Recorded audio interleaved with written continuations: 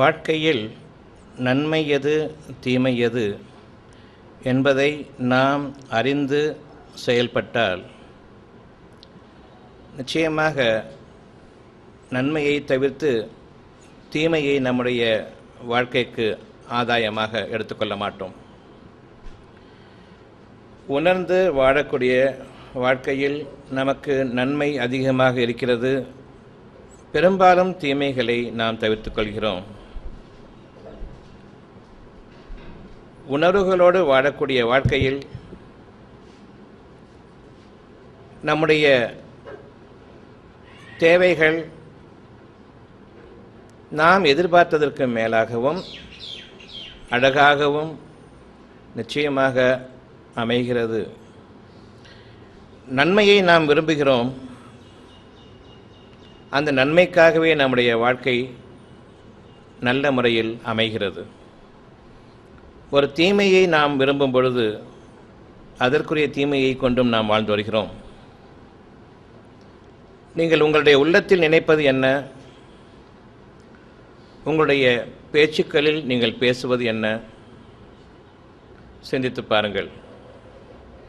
நான் என்னுடைய உள்ளத்தில் ஒருவர் மீது அவருடைய வளர்ச்சியை கண்டு பொறாமை கொண்டவனாக உள்ளுக்குள் வாழ்ந்து வருகிறேன். ஆனால் வெளிப்படையாக பேசும் பொழுது அந்த பொறாமையை காண்பிக்காமல் நல்லவனைப் போன்று நான் பேச்சில் முகம் கொடுத்து பேசுகிறேன். இந்த இரண்டில் ஒன்று தீமை, ஒன்று நன்மை.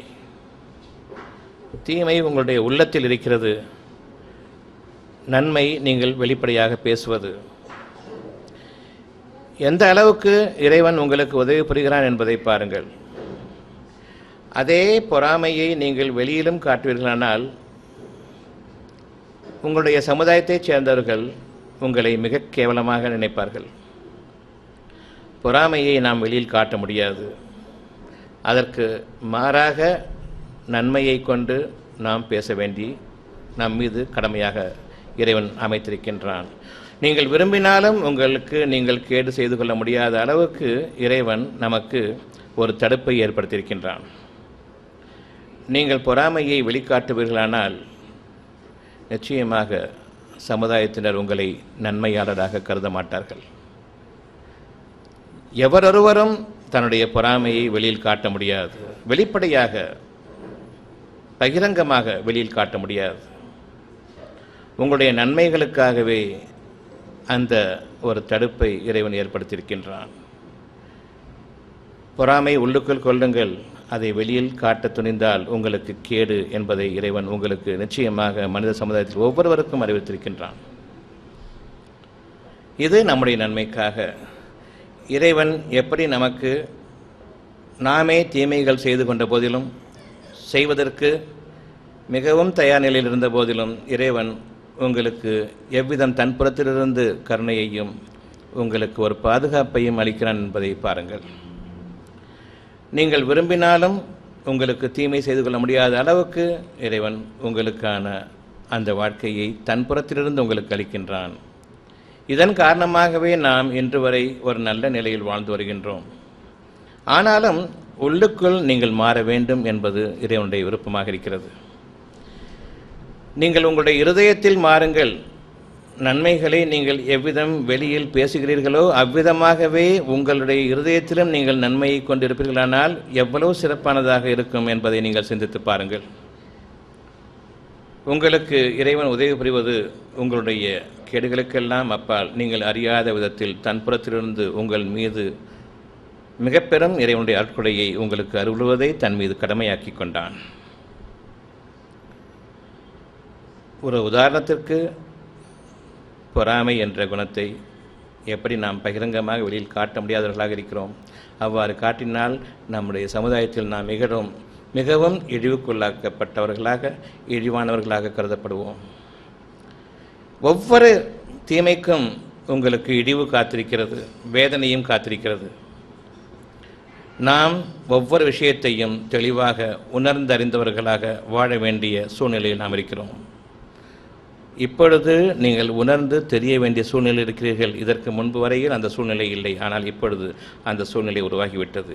நீங்கள் கேட்டுக்கொண்ட மாத்திரத்தில் எந்த அளவுக்கு இறைவன் நமக்கு உதவி செய்கின்றான், நாம் எந்த அளவுக்கு இறைவனுக்கு உதவுகிறோம் என்பதையும் நீங்கள் உங்கள் புறத்திலிருந்து அவனுக்கு உதவக்கூடிய அந்த செயல்களை சிந்தித்து பாருங்கள்.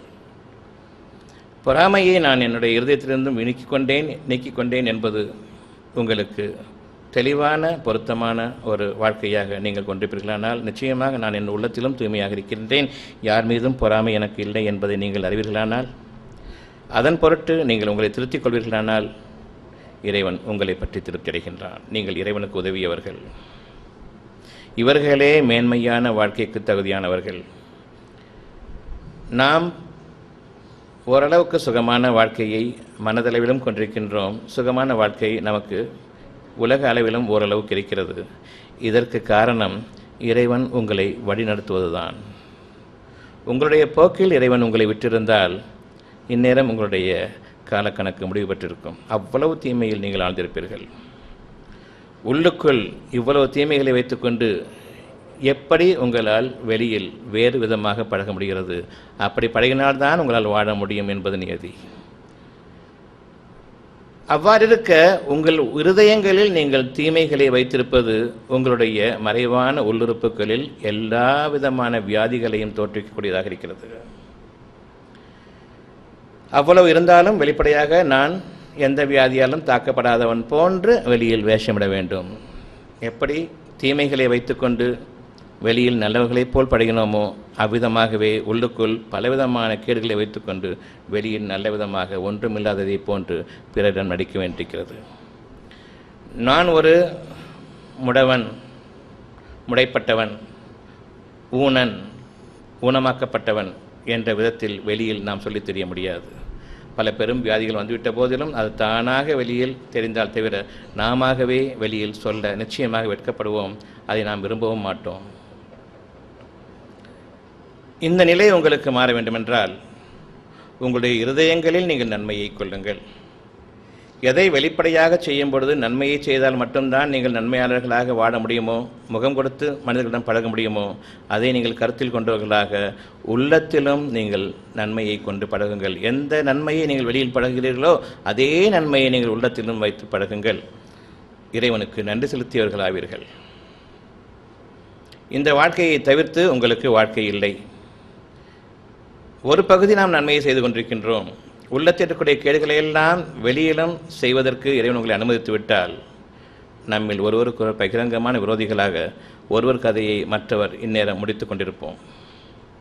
பழிக்கு பழிவாங்குதல் அனைத்தும் இதன் அடிப்படையிலேயே நடக்கிறது. என்னை பற்றி ஒரு தவறான எண்ணத்தை கொண்டிருக்கின்றான், நான் அவனுக்கு என்ன பாவம் செய்தேன்? ஒரு பாவமும் செய்யவில்லை.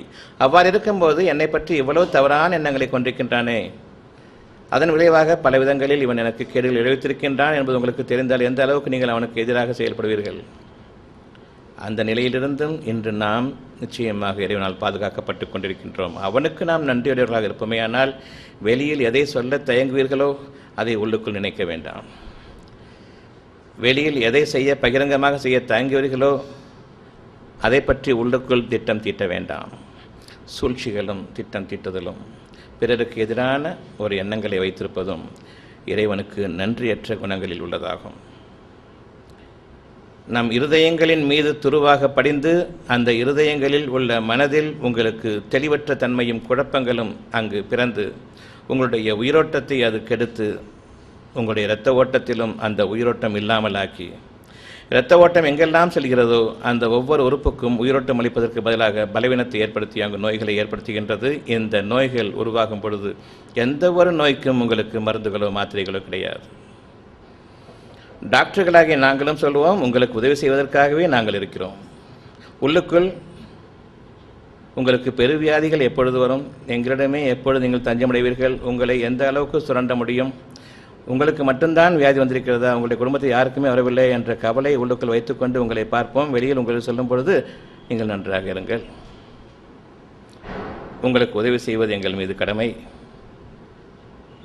எங்களை போன்ற ஒரு அழகான தொழில் செய்பவர்கள், இறைவனுக்கு பொருத்தமான தொழில் செய்பவர்கள் எவரும் இல்லை என்ற வார்த்தைகளெல்லாம் பேசுவோம்.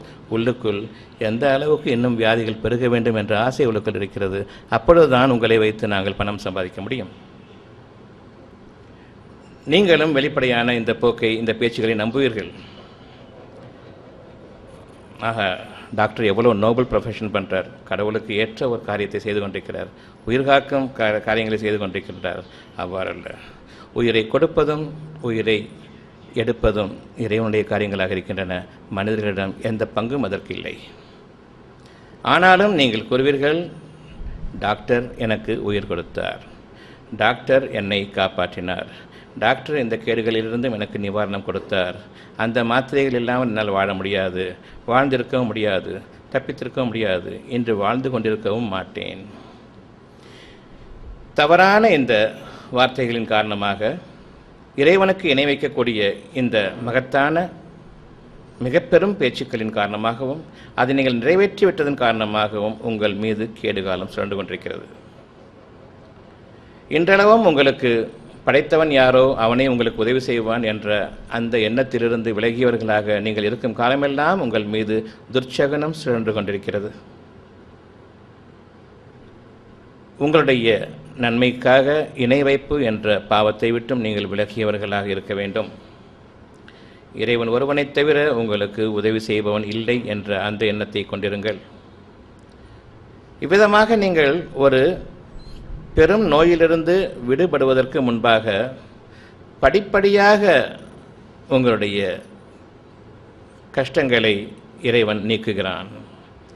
இன்று ஒரு கஷ்டம் நாளைக்கு இதைவிட சற்று குறைந்ததாக இருக்கிறது. அந்த குறைந்த நிலையில் கஷ்டங்கள் தொடர்கின்றன. நீங்கள் இதற்கு முன்பாக இருந்த நிலையை ஒப்பிடும் பொழுது நிச்சயமாக நல்ல நிலையில் இருக்கிறீர்கள். ஆனால் ஓரிரண்டு நாட்களுக்கு பிறகு அப்படியே இருக்கிறது என்று கூறுவீர்கள். சீக்கிரமாக குணமடையவில்லை, அது இருந்து கொண்டே இருக்கிறது. குறைந்து கொண்டு வருகிறதா? ஆம், குறைந்து கொண்டு வருகிறது. அதற்கு நன்றியுடன் இருப்பீர்களானால் பொறுமையை மேற்கொள்ளுங்கள். உங்களுக்கு ஒரு நோய் வருகிறது என்றால் நீங்கள் திருந்த வேண்டும் என்பதற்காக, உங்களுடைய பாவங்களுக்கு நீங்கள் மனம் வருந்த வேண்டும், இனியும் அந்த பாவங்களை நீங்கள் தொடராமல் திருந்த வேண்டும் என்பதற்காக. ஒரு நோயை கொண்டு அல்லது ஒரு வேதனையை கொண்டு உங்களை இறைவன் பிடிப்பானேயானால் அதன் பொருளாவது உங்களுடைய தீமைகளுக்காக உடனுக்குடன் உங்களை பிடிப்பதாக இருந்தால் நிச்சயமாக இந்த நேரம் உங்களுடைய கணக்கு முடிவு பெற்றதாக ஆகியிருக்கும். உங்களுடைய கதை வரலாறுகளாக ஆகியிருக்கும். எனினும் உங்களுடைய குற்றங்களுக்காக அவன் உடனுக்குடன் பிடிப்பதில்லை. அதன் மீது ஒரு காலச்சக்கரம் சுழல வேண்டியிருக்கிறது. இதற்கிடையில் உங்களுக்கு உங்களுடைய தவறுகளிலிருந்து திருந்துவதற்காக பல சோதனைகள் உங்களை வந்து அடைந்து கொண்டிருக்கின்றது. அதை இறைவன் நீக்கியும் காட்டுகின்றான். அவ்வாறு நீக்கும் பொழுது ஒரு சிறிய வேதனை அங்கு தங்குகிறது. படிப்படியாக உங்களுடைய சோதனைகளை அவன் அதிகரித்து கொண்டு வருகின்றான். வேதனையாக மாறும் வரையில், சோதனைகள் மன கஷ்டங்கள் உடல் கஷ்டங்களாகவும் மாறும் வரையில், சோதனை என்பது வேதனையாக மாறும் வரையில், சோதனை மன கஷ்டங்களுக்கு, அந்த மன கஷ்டங்கள் உடல் கஷ்டங்களாக மாறும் பொழுது வேதனைகளாக மாறுகிறது. இந்த வேதனைகள் படிப்படியாக உங்கள் முன்பாக உயர்ந்து கொண்டிருக்கின்றது, மோசமான நிலை அடைந்து கொண்டிருக்கின்றது. நீங்கள் உணர்ந்து திருந்த வேண்டும். யாரையெல்லாம் உங்களுக்கு உதவுவார்கள் என்று நம்பிக்கை கொண்டிருந்தீர்களோ அவர்கள் அனைவருக்கும் இதன் மீது எந்த அதிகாரமும் இல்லை. இறைவன் உங்கள் மீது ஒரு தீமையை நாடிவிட்டால் அதை தடுப்பவர் எவரும் இல்லை. நீங்கள் உணர்ந்து கொள்ளும் பொருட்டு உங்களுடைய தலைவலி என்று ஒன்று ஆரம்பிக்கிறது. ரெண்டு பக்கமும் தலைவலி கொடுக்கல, ஒரு பக்கம் மட்டும் கொஞ்சமான தலைவலி. அப்பொழுது ஒரு மாத்திரை சாப்பிடுகிறீர்கள், போய்விடுகிறது. பின்னர் திரும்பவும் ஆரம்பிக்கிறது, திரும்பவும் மாத்திரை சாப்பிடுகிறீர்கள். சிறிது காலத்தில் அந்த மாத்திரைகளுக்கு அந்த வலி கட்டுப்படுவதில்லை. அல்லது தொடர்ச்சியான வலி இன்னும் ஒரு பக்கம் மட்டும்தான், அடுத்த பக்கம் இன்னும் ஆரம்பிக்கவில்லை. உங்கள் மீது இறைவன் கருணையுடையவனாக இருக்கின்றான். மனிதர்கள் உங்களுக்கு உதவி செய்ய மாட்டார்கள் என்பதை நீங்கள் அறிய வேண்டும் என்பதற்காகவே. உதவி செய்ய மாட்டார்கள் என்பதல்ல, உங்களுக்கு உதவி செய்ய அவர்கள் சக்தி பெற மாட்டார்கள் என்பதையும் நீங்கள் அறிய வேண்டும். சக்தி பெற மாட்டார்கள் என்பது மட்டுமல்ல, அவர்களுக்கு இது பற்றி எந்த அறிவும் இல்லை என்பதையும் நீங்கள் பரிபூர்ணமாக உணர வேண்டும். டாக்டர்கள் எதனையும் அறியாதவர்கள் என்பதை எப்பொழுது நீங்கள் உணர்கிறீர்களோ அன்று உங்களுடைய உடல் நோய்கள் எல்லாம் நீங்கும், உங்களுடைய மனவேதனைகள் எல்லாம் நீங்கும். அன்று இறைவனுடைய தன்மைகள் என்ன, இறைவன் யார், நமக்கு எவ்விதம் உதவி பெறுகின்றான், அவன் எங்கே இருக்கின்றான், எவ்வளவு சமீபமாக இருக்கின்றான், ஒவ்வொன்றையும் தன்புறத்திலிருந்து இறைவன் உங்களுக்கு அறிவிப்பான். ஒவ்வொரு முறையும் உங்களுக்கு ஒரு நோய் வரும்பொழுது டாக்டரிடம் செல்கிறீர்கள், முதல் முறையாக குணமாகி விடுகிறது, ஆனாலும் கொஞ்சம் இருக்கிறது, மீண்டும் மீண்டும் மீண்டும் வருகிறது, அடிக்கடி வருகிறது, தொடர்ந்து நீண்ட நாட்களுக்கு அது தங்கிவிடுகிறது. இப்பொழுது உங்களுடைய நிலை என்னவாக இருக்க வேண்டும்? எந்த வகையில் நீங்கள் உங்களுடைய நோய்களை பற்றி நினைவு கூற வேண்டும், உணர்ந்து திருந்த வேண்டும் என்பதை சற்று சிந்தித்து பாருங்கள். படிப்படியாக அதிகமாகிக் கொண்டு வருகிறதே, ஏன் உங்களுக்கு பயம் ஏற்படவில்லை? இனியும் இந்த டாக்டர்களிடம் போகக்கூடாது என்பதை ஏன் நீங்கள் அறிய தவறுகிறீர்கள்? எப்படி மேலும் மேலும் அவர்களிடமே செல்கிறீர்கள்? இன்னும் அதிகமாகிக் கொண்டிருக்கிறது, கடைசி வரையில் அவர்களிடமே செல்கிறீர்கள். உதாரணமாக ஒரு மூட்டு வலி,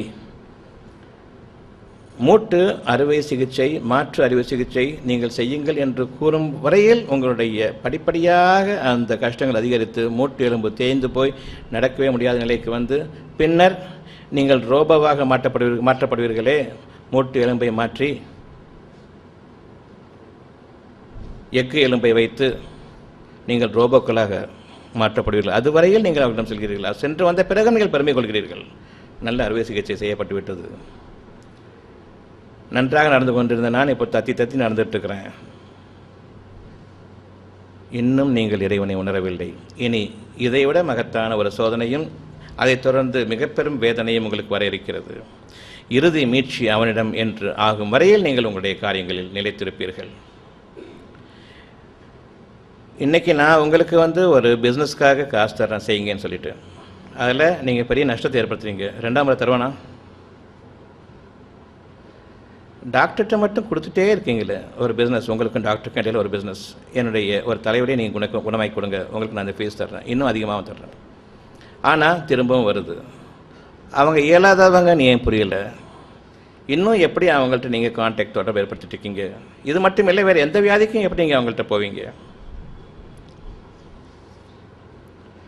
நீங்கள் உணர்ந்து அறிவுரைகளாக இருப்பீர்களானால் இன்று உங்களுக்கு ஒவ்வொருவருக்கும் பல பல கஷ்டங்கள் பல நிலைகளில் இருக்கின்றன. பல கஷ்டங்கள் பல நிலைகளில் இருக்கின்றன. இவை அனைத்தும் ஒரு காலத்தில் தோன்றியது, அது உங்களை விட்டு நீங்கவே இல்லை, படிப்படியாக அதிகரித்து கொண்டு வருகிறது. இந்த நிலையில் நாம் பலரும் பலவிதமான கஷ்டங்களால் நிச்சயமாக பாதிக்கப்பட்டிருக்கிறோம். இப்பொழுதும் கூட இன்று நீங்கள் உணர்வீர்களானால் என்னுடைய மருந்துகளுக்கும் மாத்திரைகளுக்கும் நான் நம்பி சென்ற டாக்டர்களும் மருத்துவர்களும் அவர்களுடைய அறிவான மருத்துவங்களும் நிச்சயமாக எனக்கு உதவவில்லை என்பதை இன்று நீங்கள் அறிய வேண்டும். ஒட்டுமொத்தமாக இந்த மனிதர்களுடைய அறிவை நீங்கள் புறக்கணித்து உங்களுடைய இறைவன் பக்கம் திரும்புங்கள். நீங்கள் காலத்தவணையின் மீது வாழ்ந்து கொண்டிருக்கிறீர்கள். உங்களுடைய வேதனைகளுக்காக நீங்கள் பிடிக்கப்படும் நேரம் நெருங்கிவிட்டது. உங்களுடைய குற்றங்களுக்காக உறுதியான வேதனையை கொண்டு தீர்மானமாக பிடிக்க வேண்டிய அந்த காலகட்டம் நெருங்கிவிட்டது. இப்பொழுது நீங்கள் இறைவனுக்கு பயந்து கொள்ளுங்கள். உங்களுடைய கஷ்டங்கள் படிப்படியாக அதிகரித்து கொண்டிருக்கின்றன. நீங்கள் முடக்கப்படுவதற்கு முன்பாக, இருந்த இருக்கையிலே இருத்தப்படுவதற்கு முன்பாக, எந்த காரியத்தையும் உங்களால் செய்து கொள்ள முடியாது என்று ஆகிவிடும் வரையில் டாக்டர்களும் நீங்கள் நம்பியிருந்தீர்கள் இதுகாலம், இந்த டாக்டர்களும் உங்களை கைவிடக்கூடிய நிலையில் ஆகிவிட்டு பின்னர் என் இறைவனே நீ என்னை பாதுகாத்துக்கொள் என்று அவனிடம் திரும்பக்கூடிய அந்த நாளை இன்று நீங்கள் நினைவு கூற வேண்டியிருக்கிறது. எந்த இறைவனை ஆரம்ப காலங்களில் நீங்கள் புறக்கணித்தீர்களோ அலட்சியப்படுத்தினீர்களோ அவன் பக்கமே இறுதி மீட்சி இருக்கிறது என்பதை இன்று நீங்கள் நிச்சயமாக உணர வேண்டும். அந்த ஒரு நாளைக்கு நீங்கள் இன்று பயந்து கொள்ளுங்கள். உங்களுடைய குற்றங்களுக்காக உடனுக்குடன் பிடிப்பதில்லை. இன்று நம்முடைய குற்றங்களுக்கான அந்த காலச்சக்கரம் காலத்தவணை நம் மீது சுழன்று கொண்டிருக்கின்றது. நாம் அனைவரும் பல்வேறு நிலைகளில் பல படித்தரங்களில் நம்முடைய சோதனைகளையும் வேதனைகளையும் அனுபவித்துக் கொண்டிருக்கின்றோம். தாங்கக்கூடிய அளவுக்குத்தான் இந்த நிலை கூடிக்கொண்டிருக்கிறது. நாளுக்கு நாள் படிப்படியாக இறைவன் அறிவித்த பிரகாரமே நிறைவேறிக் கொண்டிருக்கின்றது. நான் என் இறைவனுக்கு அஞ்சுகிறேன்.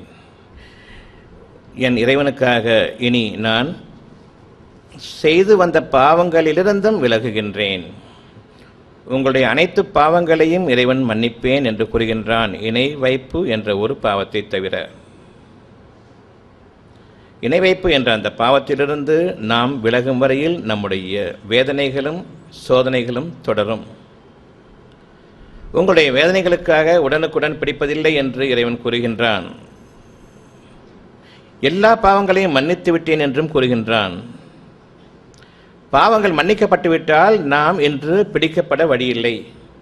சின்ன சின்ன நோய்கள் கூட, படிப்படியாக வளர்ந்து கொண்டிருக்கக்கூடிய நோய்கள் கூட நிச்சயமாக எனக்கு தேவையில்லை, என் பாவங்கள் மன்னிக்கப்பட்டிருந்தால். எப்போது என்னுடைய வேதனைகள் இருக்கின்றதோ என்னுடைய பாவங்கள் இருக்கின்றன, அதிகரித்து கொண்டிருக்கிறது, என்னுடைய பாவங்களும் அதிகரித்து கொண்டிருக்கின்றன. இறுதியாக நாம் பிடிக்கப்பட இருக்கிறோம். ஏன்? இன்று நாம் செய்து கொண்டிருக்கக்கூடிய பாவங்கள், தொடர்ந்து செய்து கொண்டிருக்கக்கூடிய பாவங்களுக்காக இறைவன் பிடித்துக் கொண்டிருக்கின்றான். பல பாவங்களை, பெரும்பாவங்களையும் மன்னித்துவிடுகின்றான். உங்கள் மீது ஒரு காலத்தவணையும் ஏற்படுத்துகின்றான். உங்களுக்காக படிப்படியாக வேதனை அதிகரிக்கின்றான். இணை வைப்பு என்ற அந்த பாவத்திலிருந்து மீளுங்கள் என்பதற்காக. நாம் இன்று வரையில் ஏதேனும் ஒரு கஷ்டத்தை அனுபவித்துக் கொண்டிருக்கிறோம் என்றால், அந்த வேதனையில் அதிகரித்துக் கொண்டிருக்கிறோம் என்றால், நாம் இன்னும் எந்த பாவத்தை விட்டும் ஒரே ஒரு பாவம் மட்டும்தான், இணை வைப்பு என்ற அந்த ஒரு பாவம், அதை மட்டும்தான் மன்னிக்க மாட்டான். அந்த ஒரு பாவத்தை விட்டு மீளுவதற்கு பதிலாக தொடர்ந்து அந்த பாவங்களில் நிலைத்து கொண்டிருக்கிறோம். இணை வைப்பு என்ற அந்த பாவத்தை தொடர்ந்து நாம் நிலைப்படுத்தி கொண்டிருக்கின்றோம். அதன் காரணமாக நாம் இன்று பிடிக்கப்பட்டு கொண்டிருக்கின்றோம். இப்பொழுது நீங்கள் திருந்த வேண்டும். என் இறைவனே, இணை வைப்பு என்ற அந்த பாவத்தை விட்டும் நீ என்னை பாதுகாத்துக்கொள். எனக்கு தலைவலியை குணப்படுத்திடு, கண்ணில் நீர் வழியது குணப்படுத்திடு, இதெல்லாம் வேண்டாம். இன்னும் பல இருக்கின்றன. உங்களுக்கு வெளியில் காட்டப்பட்டது 1-2 வியாதிகள், உள்ளுக்குள் உருவாகி கொண்டிருப்பது இன்னும் ஏராளம். ஒட்டுமொத்த உடலும் நோய்களால் பாதிக்கப்பட்டுவிட்டன. அதில் சிலவற்றை மட்டுமே உங்களுக்கு வெளிப்படுத்தியிருக்கின்றான். இவ்வளவுதான் வியாதி என்று எண்ணிவிட வேண்டாம். உள்ளுக்குள் முழுமையாக தலை முதல் கால் வரையில் உங்களுக்கு வியாதிகள் இருக்கின்றன. இறைவன் தன் அருளை கொண்டு அதை கட்டுப்படுத்தியிருக்கின்றான். கண்வலி மட்டும் இருக்கிறது, கண்களில் மட்டும் நீர் வடிந்து கொண்டிருக்கின்றது, தலைவலி மட்டும் இருக்கிறது, இருதயத்தில் மட்டும் படபடப்பு இருக்கிறது, மூச்சடைப்பு ஏற்படுகிறது என்று 1-2 வியாதிகள் தான் உங்களுக்கு என்று கூற வேண்டாம்.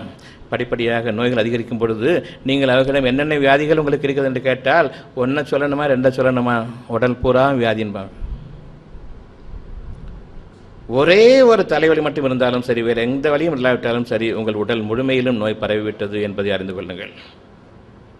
ஒருவருக்கு ஒரு பகுதி, இன்னொருவருக்கு இன்னொரு பகுதி, ஒருவருக்கு ஒரு நிலை, இன்னொருவருக்கு இன்னொரு நிலை. படித்தரங்களில் உங்களுடைய வியாதிகள் எப்பொழுதுமே அதிகமாகி கொண்டிருக்கும். இதை நீங்கள் அறிந்தவர்கள் அல்லது அறியாதவர்களா? எந்த ஒரு நோய் உங்களுக்கு வந்தாலும் சரி, அவை அதிகரித்து கொண்டிருக்கின்றன, அடங்குவதில்லை. நீங்கள் இணை வைப்பு என்ற அந்த பாவத்திலிருந்து மீளும் வரையில் உங்களுடைய நோய்கள் அதிகரித்து கொண்டிருக்கும். இன்று நீங்கள் இறைவனுக்கு அஞ்சிக் கொள்ளுங்கள். அந்த பாவங்களிலிருந்து முழுமையாக விலகுங்கள். எந்த ஒரு தேவைக்கும் மனிதனுடைய உதவியை நீங்கள் நாட வேண்டாம். இறைவனுடைய கருணை எத்தகையதாக இருக்கிறது என்றால், நீங்கள் செய்தவற்றில் மிக அழகியதை கொண்டு உங்களுக்கு கூலி கொடுப்பதற்காக. நிச்சயமாக இறைவன் உங்களுக்கு கூலி கொடுப்பவன். நீங்கள் செய்தவற்றில் மிக அழகியதை உங்களுக்கு கூலியாக கொடுப்பவன். இன்றைக்கி நான் 10 தப்பு செய்கிறேன், ஒரே ஒரு நன்மை செய்கிறேன். நீங்கள் செய்தவற்றில் மிக அழகானது எது? அந்த நன்மை. 10 தீமைகளுக்கிடையே ஒரு நன்மை. அந்த செயலில் செய்ததில் மிக அழகானதை உங்களுக்கு நான் கூலியாக கொடுக்கின்றேன். எந்த ஒரு செயலிலும் ஒரு நன்மை அதில் வைத்துவிடுங்கள், தீமைகள் எல்லாம் அடிபட்டுவிடும். உங்களுடைய செயல்களை எப்படி பாதுகாத்துக் கொள்வது? எப்படி உங்களுடைய குற்றங்களிலிருந்து நீங்கள் உங்களை பாதுகாத்துக் கொள்வது? 10 தீமைகள் செய்திருந்தாலும் அந்த தீமைகள் சேர்த்து ஒரு நன்மையையும் செய்துவிடுங்கள். நிச்சயமாக அந்த நன்மை அனைத்து தீமைகளையும் நீக்கிவிடும். ஒரு நன்மை கூட இல்லாமல் சில காரியங்களை செய்துவிடுவீர்கள், அதனுடைய தீமைகள் உங்களை தொடரும். இறைவனிடம் நீங்கள் பாவ மன்னிப்பு தேடுபவர்களாக இருப்பீர்களானால், தெரிந்து கொண்டே நான் சில காரியங்களை செய்துவிட்டேன், அதன் காரணமாக இறைவனே நீ என்னை பாதுகாத்துக்கொள் என்ற அந்த ஒரு எண்ணத்தை நீங்கள் இறுதியாக கொள்வீர்களானால், அந்த ஒரு நன்மை போதும், அனைத்து தீமைகளையும் அடித்துவிடும். என் இறைவனே, நான் மனச்செயல்களின் காரணமாக செய்துவிட்ட குற்றங்களை கொண்டு நீ என்னை குற்றம் பிடிக்காதிருப்பாயாக. என்னை என்னுடைய நேர்வழியில் அதிகரிப்பாயாக. நிச்சயமாக நீ நாடியோருக்கு நேர்வழியை நீ அறிவிக்கின்றாய். நீ நாடியோரை தவறான வழியில் விட்டுவிடுகின்றாய். அப்படியானால் அவன் விருப்பு வெறுப்புகளுடன் தேர்ந்தெடுக்கின்றானா? தான் நாடியோருக்கு விரும்பிய விதத்தில் தேர்ந்தெடுத்துக் கொள்கின்றானா? மேம்போக்காகவும் சிலரை விரும்பியும் சிலரை விரும்பாமலும் தான் தொண்டித்தனமாகவா தான் நாடியோருக்கு வசதிகள் அதிகரிக்கின்றான்? யாரை இறைவன் நாடுகிறான் என்றால் நன்மை செய்வோரை நாடுகின்றான், அவ்வளவுதான். பல சமயங்களில் நாம் நன்மை என்று எண்ணிக்கொண்டு தீமையான காரியங்களையே அதிகமாக்கி கொண்டிருக்கின்றோம். அதில் நன்மைகள் எதுவும் இல்லை. பிரித்தறியக்கூடிய நேர்வழியை நாம் அறிந்தவர்களாக இல்லை. எவ்வளோ சமயங்களில் சில காரியங்கள் செஞ்சிருப்போம், அது நமக்கே கேடாக வரும் பொழுது, பலரும் நம்மை தூற்றும் பொழுது, நல்லது செய்யப்போக எந்த மாதிரி மாறிடுச்சு கேள்விப்பட்டதில்லை? நாம் பிரித்தறியக்கூடிய நேர்வழியை நம் இறைவனிடம் வேண்டியவர்களாகவே மனதில் இருக்க வேண்டும். இது உங்களுடைய நன்மையாகும். நீங்கள் செய்யக்கூடிய மிக பெரும் நன்மைகளில் உள்ளது, என் இறைவனே, பிரித்தறிவிக்கக்கூடிய நேர்வழியில் நீ என்னை செலுத்துவாயாக. என்னுடைய நேர்வழிக்காக நீயே எனக்கு பொறுப்பேற்றுக் கொள்வாயாக. என்னை என் பொறுப்பில் விட்டுவிடாது. என் இறைவனே, உன்னுடைய உதவியின்றி நான் என்னுடைய காரியங்களில் ஈடுபடுவதிலிருந்தும் நீ என்னை பாதுகாத்துக்கொள். நீயே சிறந்த உதவியாளன், உதவி தேடப்படுவதிலும் நீயே மிகச்சிறந்தவன். நான் என் தேவைகளுக்கு உன் உதவியை நாடுகிறேன். சதா சர்வ நேரமும் இறைவனுடைய உதவியை நாடியவர்களாக உங்களுடைய உள்ளம் அமைந்திருக்க வேண்டும். எந்த அளவுக்கு நீங்கள் உங்களுடைய நேர்வழியை அடைகிறீர்களோ அந்த அளவுக்கு இறைவன் உங்கள் மீது பாக்கியம் செய்திருக்கின்றான் என்பதை அறிந்து கொள்ளுங்கள். நான் தீமைகள் செய்து கொண்டிருக்கும் அந்த தீமைகளில் ஒரு நன்மையாவது ஏற்படுத்திவிட்டேன் இறைவனே. இன்னொருத்தரை பற்றி நான் குறை சொல்ல ஆரம்பிக்கிறேன்னு வச்சுக்கோங்க, இறைவனுக்கு பிடிக்காது. ஏன் தெரியுமா? எந்த ஒரு தீமையும் உங்களுக்கு ஏற்படுகிறது என்றால் அது நீங்கள் சம்பாதித்ததன் விளைவாகும். உங்கள் கரங்களாலும் வாய்களாலும் உங்களுடைய எண்ணங்களாலும் உங்களுக்கு எதிராக நீங்கள் சம்பாதித்தது உங்களுடைய தீமைகள். உங்களுக்கு நன்மை ஏதும் ஏற்படுகிறது என்றால் அது இறைவனிடமிருந்து நிச்சயமாக நீங்கள் செய்ததில்லை.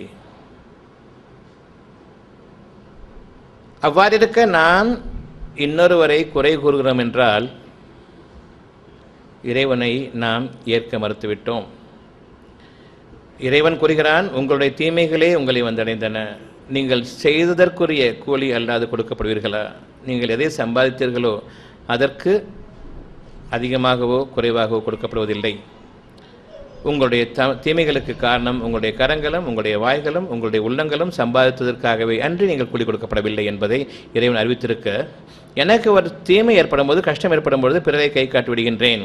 எவனொருவன் தான் பாவத்தை சம்பாதித்துவிட்டு பின்னர் நிரபராதியின் மீது அந்த பாவத்தை வீசுகின்றானோ நிச்சயமாக அவன் பழி தீர்க்கப்பட வேண்டியவனாக இருக்கின்றான். இறைவனால் பழி தீர்க்கப்பட வேண்டியவனாக இருக்கின்றான். பெரும் அவதொற்றையும் பகிரங்கமான பாவத்தையும் அவன் செய்கின்றான். தனக்கு ஒரு கேடு ஏற்படும் பொழுது, தனக்கு ஒரு தீமை ஏற்படும் பொழுது பிறதொருவனை கை காட்டுவது இவன்தான், இவன் காரணமாகத்தான் நான் சொன்னேன், இதை இந்த விதமாக இவன் செய்யவில்லை, அதன் காரணமாகவே என்று பல விதங்களில் நீங்கள் பிறரை சுட்டி காட்டுவீர்களானால் நீங்கள் பழி தீர்க்கப்பட வேண்டியவர்களாக இருக்கிறீர்கள். அந்த பழி பாவத்தில் நாம் பெரும்பாலானவர்கள் நம்மில் சிக்கிக் கொண்டிருக்கின்றோம் என்பதை அறிந்து உணர்ந்து கொள்வோமாக.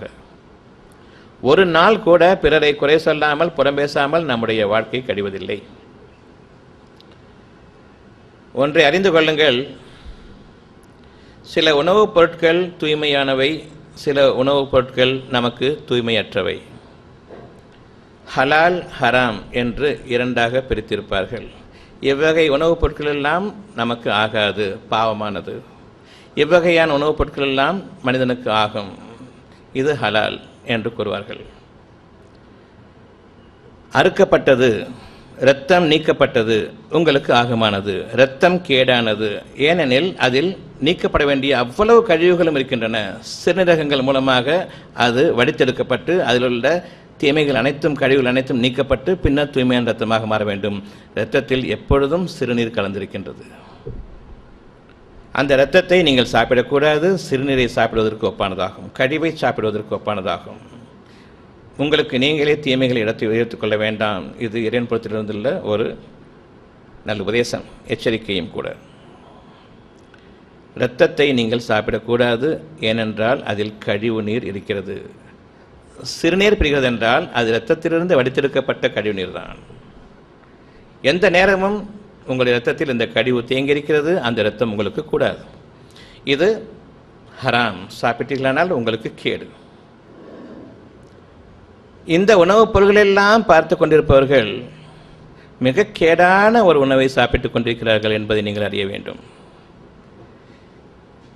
குதிரை சாப்பிடலாமா, நாய்க்கறி சாப்பிடலாமா, புறாக்கறி சாப்பிடலாமா, குதிரைக்கறி சாப்பிடலாமா, இந்த மாதிரி உணவுப் பொருள் விஷயத்தில் மட்டுமே கருத்தாக இருக்கிறவங்க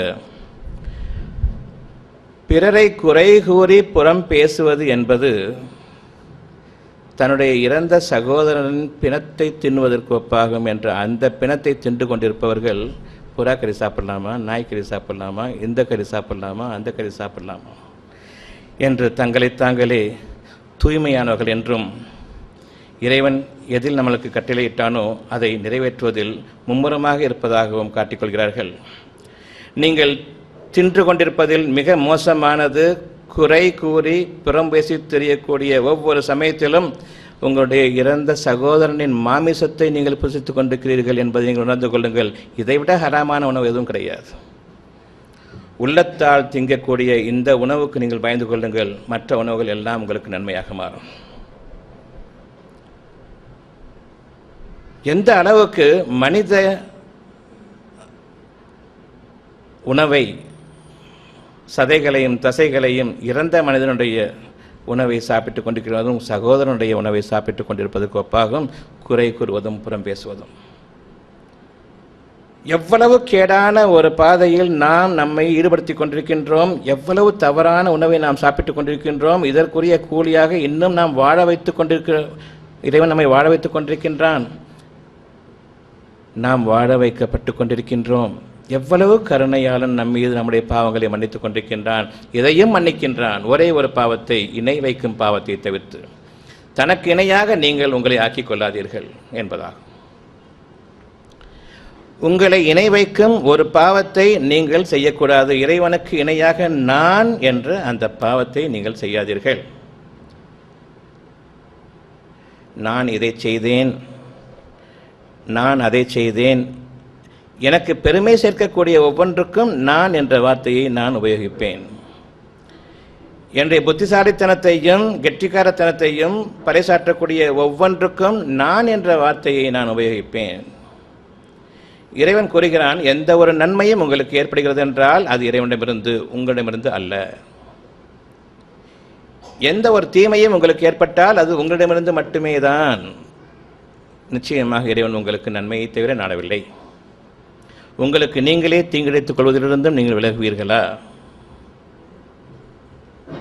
இப்பொழுது நன்மை எனக்கு வரும்பொழுது நான் இந்த காரியத்தை இந்த விதமாக கெட்டிக்காரத்தனமாக செய்து இந்த ஒரு காரியத்தை சாதித்து விட்டேன் எனக்காக என்று நீங்கள் கூறும் பொழுது இறைவனுக்கு நீங்கள் உங்களை இணை வைத்துக் கொண்டவர்கள் ஆவீர்கள். ஒரு காலம் நான் இதை செய்தேன் என்று கூற வேண்டாம், என் இறைவன் எனக்கு அளித்தான் என்று கூறுங்கள். ஒரு தீமை ஏற்படும் போது இறைவன் என்னை ஏன் சோதிக்கிறான் என்று கூற வேண்டாம், எனக்கு நானே தீமை செய்து கொண்டிருக்கிறேன் என்பதை நீங்கள் வெளியில் கூறுங்கள். என்ன தீமை தெரியாது, இறைவன் எனக்கு அளித்தால் தவிர நிச்சயமாக இறைவன் எனக்கு அனுமதிக்கவில்லை. நன்மையை தவிர எனக்கு அனுமதிப்பதில்லை.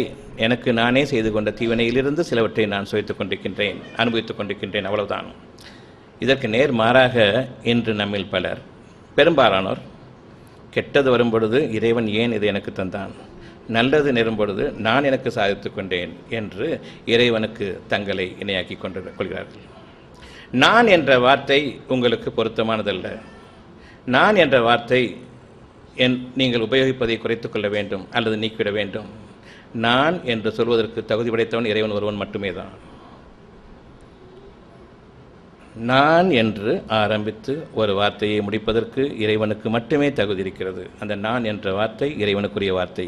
நம்மில் எத்தனை பேர் நான் என்ற வார்த்தை என்னுடைய பெருமைக்காகவும் என்னுடைய சாதனைக்காகவும் தன் ஒவ்வொருடைய சாதனைக்காகவும் உபயோகப்படுத்திக் கொண்டிருக்கிறோம் என்பதை சற்று சிந்தித்து பாருங்கள். நீங்கள் அனைவரும் இணை வைப்பவர்கள். இணை வைக்கும் இந்த பாவத்தை நிச்சயமாக மன்னிக்க மாட்டான். நீங்கள் அறிவீர்களா? இனியும் நான் இதை செய்தேன், இந்த காரியத்தை இந்த விதமாக வெற்றிகரமாக நான் முடித்து கொண்டேன், என் காரணமாக அவன் நன்மைகளை அடைந்தான். ஒருபோதும் உங்களை நீங்கள் முற்படுத்தாதீர்கள். இறைவனுக்கு முன்பாக நீங்கள் உங்களை முற்படுத்த வேண்டாம். சின்ன சின்ன விஷயங்கள் தான் இறைவனிடம் மிக பெரும் விஷயங்களாக இருக்கின்றன. ஞாபகத்தில் வைத்துக் கொள்ளுங்கள். இப்போ நான் உங்கள் முன்னால் கூறுறேன், நான் இதை செய்தேன் அதை செய்தேன், என்ன மாதிரி யாரும் கிடையாது, எனக்கு இவ்வளோ அறிவு இருக்குது, யாராக இருந்தாலும் நான் சுகப்படுத்திடுவேன் சொல்லிக்கிட்டே இருந்தேன்னு வச்சுக்கோங்க. உங்களுக்கு பிடிக்குமா என்ன? ஒரு வார்த்தை 2 வார்த்தை கேட்பீங்க, அப்புறம் வெறுப்பாகும் என் மேலே. நான் என்ற வார்த்தைக்கு தகுதி படைத்த இறைவன் ஒருவன் தான். அதை நான் எனக்காக ஆக்கிக் கொள்ளும்போது ஒவ்வொருவருடைய இருதயத்திலும் நிச்சயமாக வெறுப்பு ஏற்படும். பெருமை பேசுகிறான், ஏன் இவனுக்கு தகுதி இல்லை, வேறு யாருக்கு? இறைவனுக்கு மட்டுமே அனைத்து புகழும். அவ்வாறு இருக்க தன்னை முன்னிலைப்படுத்தி ஒவ்வொரு வெற்றிகரமான காரியத்தையும் கூறும்பொழுது மனிதர்களுடைய இருதயத்தில் வெறுப்பு ஏற்படுகிறது. இது இறைவன் புறத்தில் இருந்துள்ள ஒரு பாக்கியமாகும். அந்த வெறுப்பின் காரணமாகத்தான் ஏற்பட்டுவிடுமோ என்று பயந்து நான் என்னுடைய பேச்சை அடக்கிக் கொள்கிறேன். பெருமை என்ற துணி அவங்களுடைய இருதயத்தில் ஏற்பட்டுவிடக்கூடாது என்பதற்காக. நான் என்ற வார்த்தையை இறைவனுக்கு மட்டுமே உரிய வார்த்தையாக கொள்ளுங்கள், உங்களுக்கு உரிய வார்த்தை அல்ல. அது இணை வைப்பிற்குரிய வார்த்தையாகும். இன்று முதலாக இதை செய்தேன் அதை செய்தேன் என்று வேண்டாம். எனக்கு இது இருக்கிறது அது இருக்கிறது என்று கூற வேண்டாம். இறைவன் எனக்கு அளித்தான், அந்த ஒரு வார்த்தை தான். அந்த வார்த்தை தேவையும் இல்லை. உங்களிடம் என்ன இருக்கிறது, நீங்கள் என்ன செய்தீர்கள் என்பதை பிறரிடம் சொல்வதற்கு என்ன இருக்கிறது? தேவையில்லாத ஒரு வார்த்தை. நான் என்று ஆரம்பித்து செய்யக்கூடிய முடியக்கூடிய வார்த்தை உங்களுக்கு தேவையில்லாத அந்த பேச்சை விட்டுவிடுங்கள். உங்களிடம் பேசுவதற்கு எதுவுமே இல்லை. இப்பொழுதுதான் உங்களுடைய உள்ளம் பிரித்தெறிந்து நடக்கக்கூடிய அந்த பாதையின் பால் செல்கிறது. அவ்விதமாகவே பிறரை பற்றி பேசும் பொழுது குறைவாகவன்றி பேசுவதில்லை. அவனை பற்றி பேசும் பொழுது என்னுடைய பெருமையின் காரணமாக அவனை குறைவாக மதித்து பேசுவேனே தவிர அவனை நிறைவாக்கி ஒருபோதும் பேச மாட்டேன். ஏனெனில் அவனுக்கும் ஒரு நன்மை இருந்தால் அதுவும் இறைவனிடத்திலிருந்து வந்தது. அவன் அதை செய்யவில்லை. எனவே நான் அந்த ஒரு மனிதனை பற்றி பெருமைப்பட்டு பேச மாட்டேன். எவரொருவருக்கும் பிடிக்காது. மற்றொருவரை பெருமைப்படுத்தி பேசுவது எவரொருவருக்கும் பிடிக்காது. உங்கள் மூலமாக எனக்கு அந்த சமயத்தில் ஒரு நன்மை, தற்காலிகமான நன்மை இருக்கிறது என்றால் அந்த சமயத்தில் உங்களை புகழ்ந்து பேசுவேன். நீங்கள் அந்த புகழ்ச்சியில் மயங்கி எனக்கு சில விஷயங்களை நன்மையானதாக தரக்கூடும் என்று இங்கு மிக பெரும் இணைவைப்பு நடந்துவிடுகிறது. நீங்கள் நன்மையை எனக்கு தருவீர்கள். நீங்கள் பெருமை கொண்டவர்கள். இறைவனுக்கு பகிரங்கமான விரோதிகள் யார் என்றால், மனிதர்களில் சிலரை அவர்களிடமிருந்து ஆதாயம் பெறுவதற்காக, நன்மைகள் பெறுவதற்காக அவர்களுக்கு தகுதியில்லாத ஒன்றை கொண்டு அவர்களை புகழ்ந்து பேசி அவர்களிடமிருந்து எப்பொழுது நீங்கள் ஒன்றை வாங்குகிறீர்களோ, நன்மையானது என்று கருதி வாங்குகிறீர்களோ, அங்கு உங்களுடைய தீமைகளினுடைய உச்சகட்டம் நிகழ்ந்து முடிந்து விடுகிறது. பிறரை நீங்கள் பெருமை கொண்டு பேசும்பொழுது இறைவன் உங்களை தரத்தில் மிகவும் தாழ்த்தி விடுகின்றான். தங்களையே பெருமை கொள்ளக்கூடாது என்று இருக்கும் பொழுது பிறருக்கு நீங்கள் அந்த பெருமையை சாட்டுவீர்களானால் உங்கள் மீது வேதனையின் சாட்டை இருக்கிறது. இன்று நாம் நம்பிக்கை கொண்டவர்களாக திருந்த வேண்டியவர்களாக இருக்கின்றோம். இறைவனுக்கு பயந்தவர்களாக நம்மை நாமே நேர் வழியில் செலுத்திக் கொள்ளக்கூடிய அந்த பாதையின் மீது உறுதியாக அமைய இருக்கின்றோம். எங்கெல்லாம் நாம் தவறிக்கொண்டிருக்கின்றோமோ, நீங்களும் தவறிக்கொண்டிருக்கிறீர்களோ, அந்த பாதையை தடுப்பதற்காக இன்று உங்களுக்கு இறைவனிடமிருந்துள்ள நற்போதனை, எச்சரிக்கையும் கூட. நான் என்ன தவறு செய்தேன், வாழ்நாள் முழுவதும் நான் என்று உபயோகிக்கக்கூடிய இந்த தவறை, இணை வைப்பை நீங்கள் செய்து கொண்டிருக்கிறீர்கள். பெருமை கொண்டவர்களாக நீங்கள் இருக்கிறீர்கள்.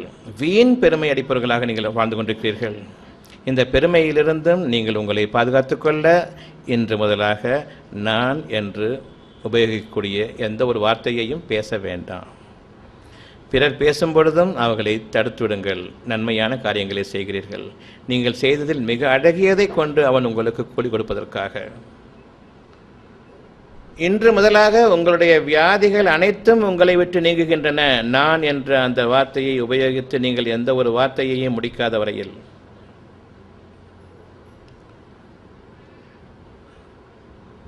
ஒவ்வொரு விஷயத்தை பற்றியும் நுணுக்கமாகவும் தெளிவாகவும் உங்களுக்கு உணர்த்தப்படுகிறது.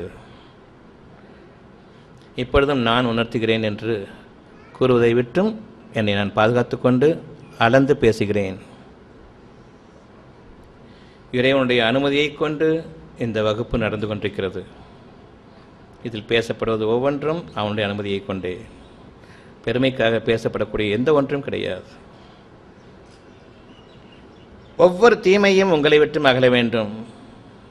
இன்று இங்கு கூறப்பட்ட இந்த விஷயங்கள் உங்களுக்கு நன்மையான எதிர்காலத்தை அளிக்க வேண்டும் என்பது என்னுடைய பிரார்த்தனையாகவும் இருக்கிறது. எவ்வளவு சுலபமான வாழ்க்கை!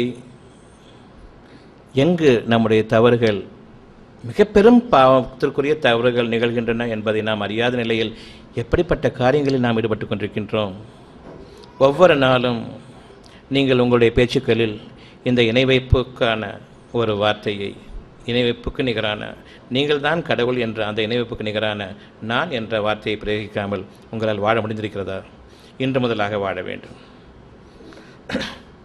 இந்த பாதையில் நாம் நம்மை தயார்படுத்தி கொண்டு அதில் முயற்சியும் செய்வோம். தவறு நிகழும்பொழுதெல்லாம் பாவ மன்னிப்பு. இதற்கப்பால் ஒரு நல்ல வாழ்க்கை உங்களுக்கு இல்லை. இதற்கு எளிதான ஒரு லேசான பாதை, விசாலமான பாதை, இறைவனிடம் நம்மை ஈடுபடுத்திக் கொள்ளக்கூடிய பாதை எதுவும் இல்லை. எந்த ஒரு நோயும் மனவேதனையாக இருந்தாலும் சரி, உடல் கஷ்டங்களாக இருந்தாலும் சரி, சமுதாயத்தில் உள்ள தீமைகள் உங்களை சுற்றி இருந்தாலும் சரி, இன்று இறைவனுடைய அருளை கொண்டு அது நீங்குகிறது. இறைவனுடைய மிக பெரும் வரப்பிரசாதம் இன்று இங்கு நிறைவேறிக் கொண்டிருக்கிறது. நம்முடைய இறைவன் நமக்கு போதுமானவன். அவனுக்கு இணையாக எதுவும் இல்லை, எவரும் இல்லை. உறுதியாக அறிந்து கொள்ளுங்கள், இறைவன் ஒருவனைத் தவிர உங்களுக்கு பாதுகாப்பாளன் இல்லை. ஆனால் நீங்கள் உங்களை இறைவனாக ஆக்கிக் கொண்டு வாழ்ந்த காலம் இதுவரை. இனி அந்த தவறு நிகழாது. நான் என்ற வார்த்தையை கொண்டு எந்த வார்த்தையும் நான் ஆரம்பித்து விட்டாலும் அதை முடிக்க மாட்டேன்.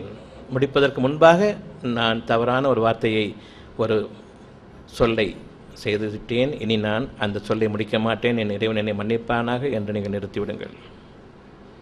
எந்த ஒரு மனிதரையும் நீங்கள் பெருமை பேச வேண்டாம், புகழ வேண்டாம். அவர்களிடமிருந்து சில நன்மைகளை அடைய கருதி இறைவன் கூறுகின்றான், என்னிடமிருந்து தவிர உங்களுக்கு நன்மை இல்லை.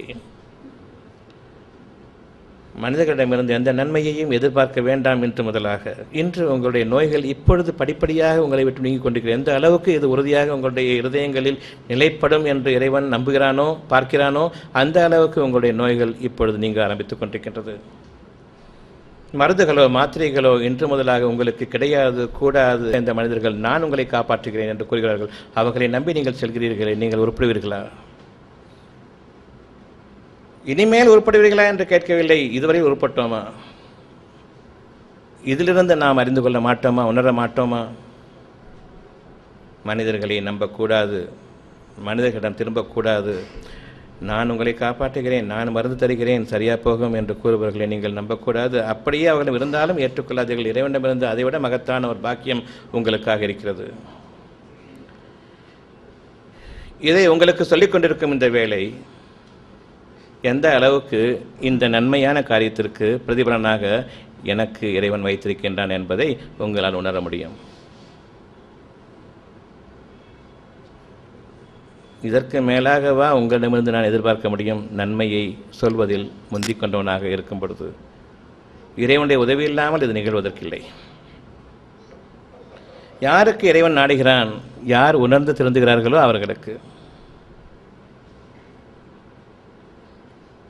பகுத்தறிந்து யார் செயல்படுகிறார்களோ அவர்களுக்கு, ஒவ்வொரு விஷயத்திலும் நன்மை தீமைகளை பிரித்தறியக்கூடிய அந்த பாக்கியத்தை இறைவன் யாருக்கு அளிக்கிறானோ அவர்களுக்கு, இருதயத்தில் தூய்மையை கொண்டிருக்கும் பொழுது அவனுடைய பேச்சுக்கள் நிச்சயமாக நிகழ்கின்றன. சதாசர்வ நேர்மம் பெருமையை விட்டும் என்னை பாதுகாத்துக்கொள் இறைவனே என்ற அந்த ஒரு உணர்வு இருப்பதன் காரணமாக இறைவன் அங்கீகரிக்கின்றான். அவனுடைய ஞானங்களிலிருந்து எதை எந்த தருணத்தில் எந்த மக்களிடம் பேச வேண்டுமோ அதை அவன் அறிவிக்கிறான். மனதிற்கு இதமாகவும் வாழ்க்கையை லேசாகவும் ஆக்கக்கூடிய இந்த மகத்தான தருணத்தின் மீது நீங்கள் இன்று முதலாக நிலைத்து விடுங்கள். நன்மைக்கு நன்மையை தவிர கூலி இல்லை.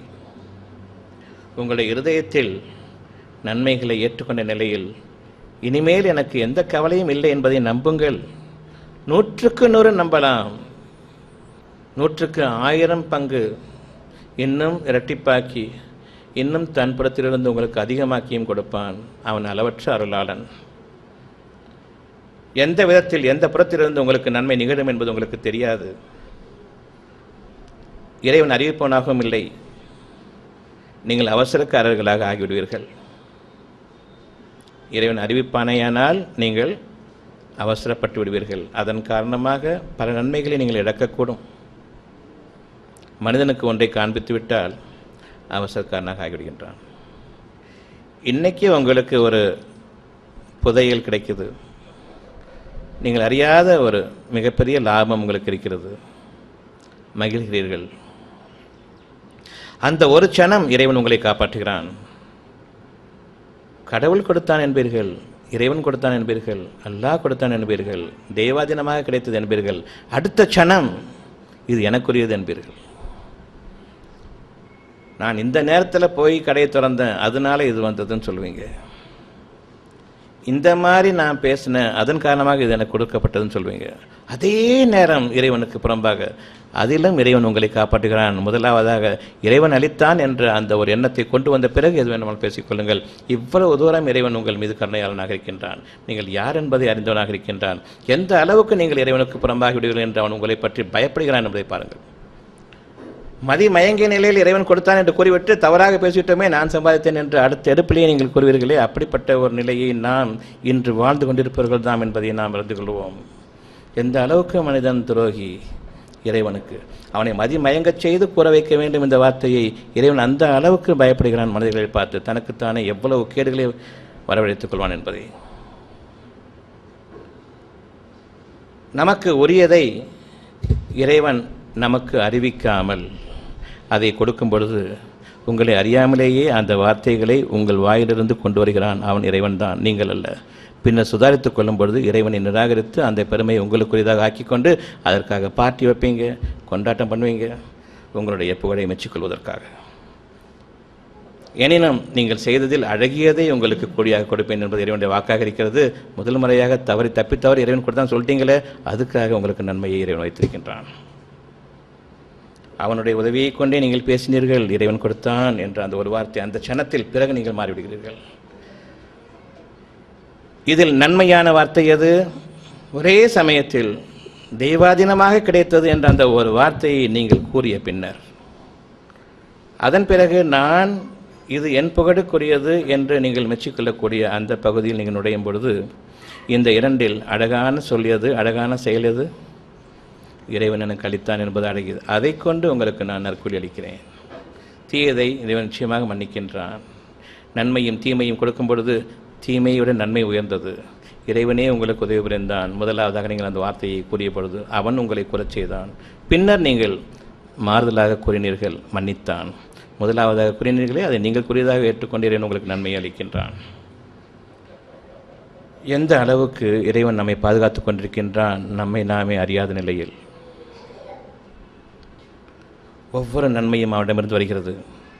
இப்பொழுது உங்களுக்கு ஒரு விஷயத்தை இது உங்களுக்கு நிகழ இருக்கிறது என்று கூறிவிட்டால் அந்த நிமிடத்திலிருந்து எங்கே எங்கே எங்கே என்று தேடி அலைவீர்கள். உங்களுடைய காரியங்களை எல்லாம் விட்டுவிடுவீர்கள்.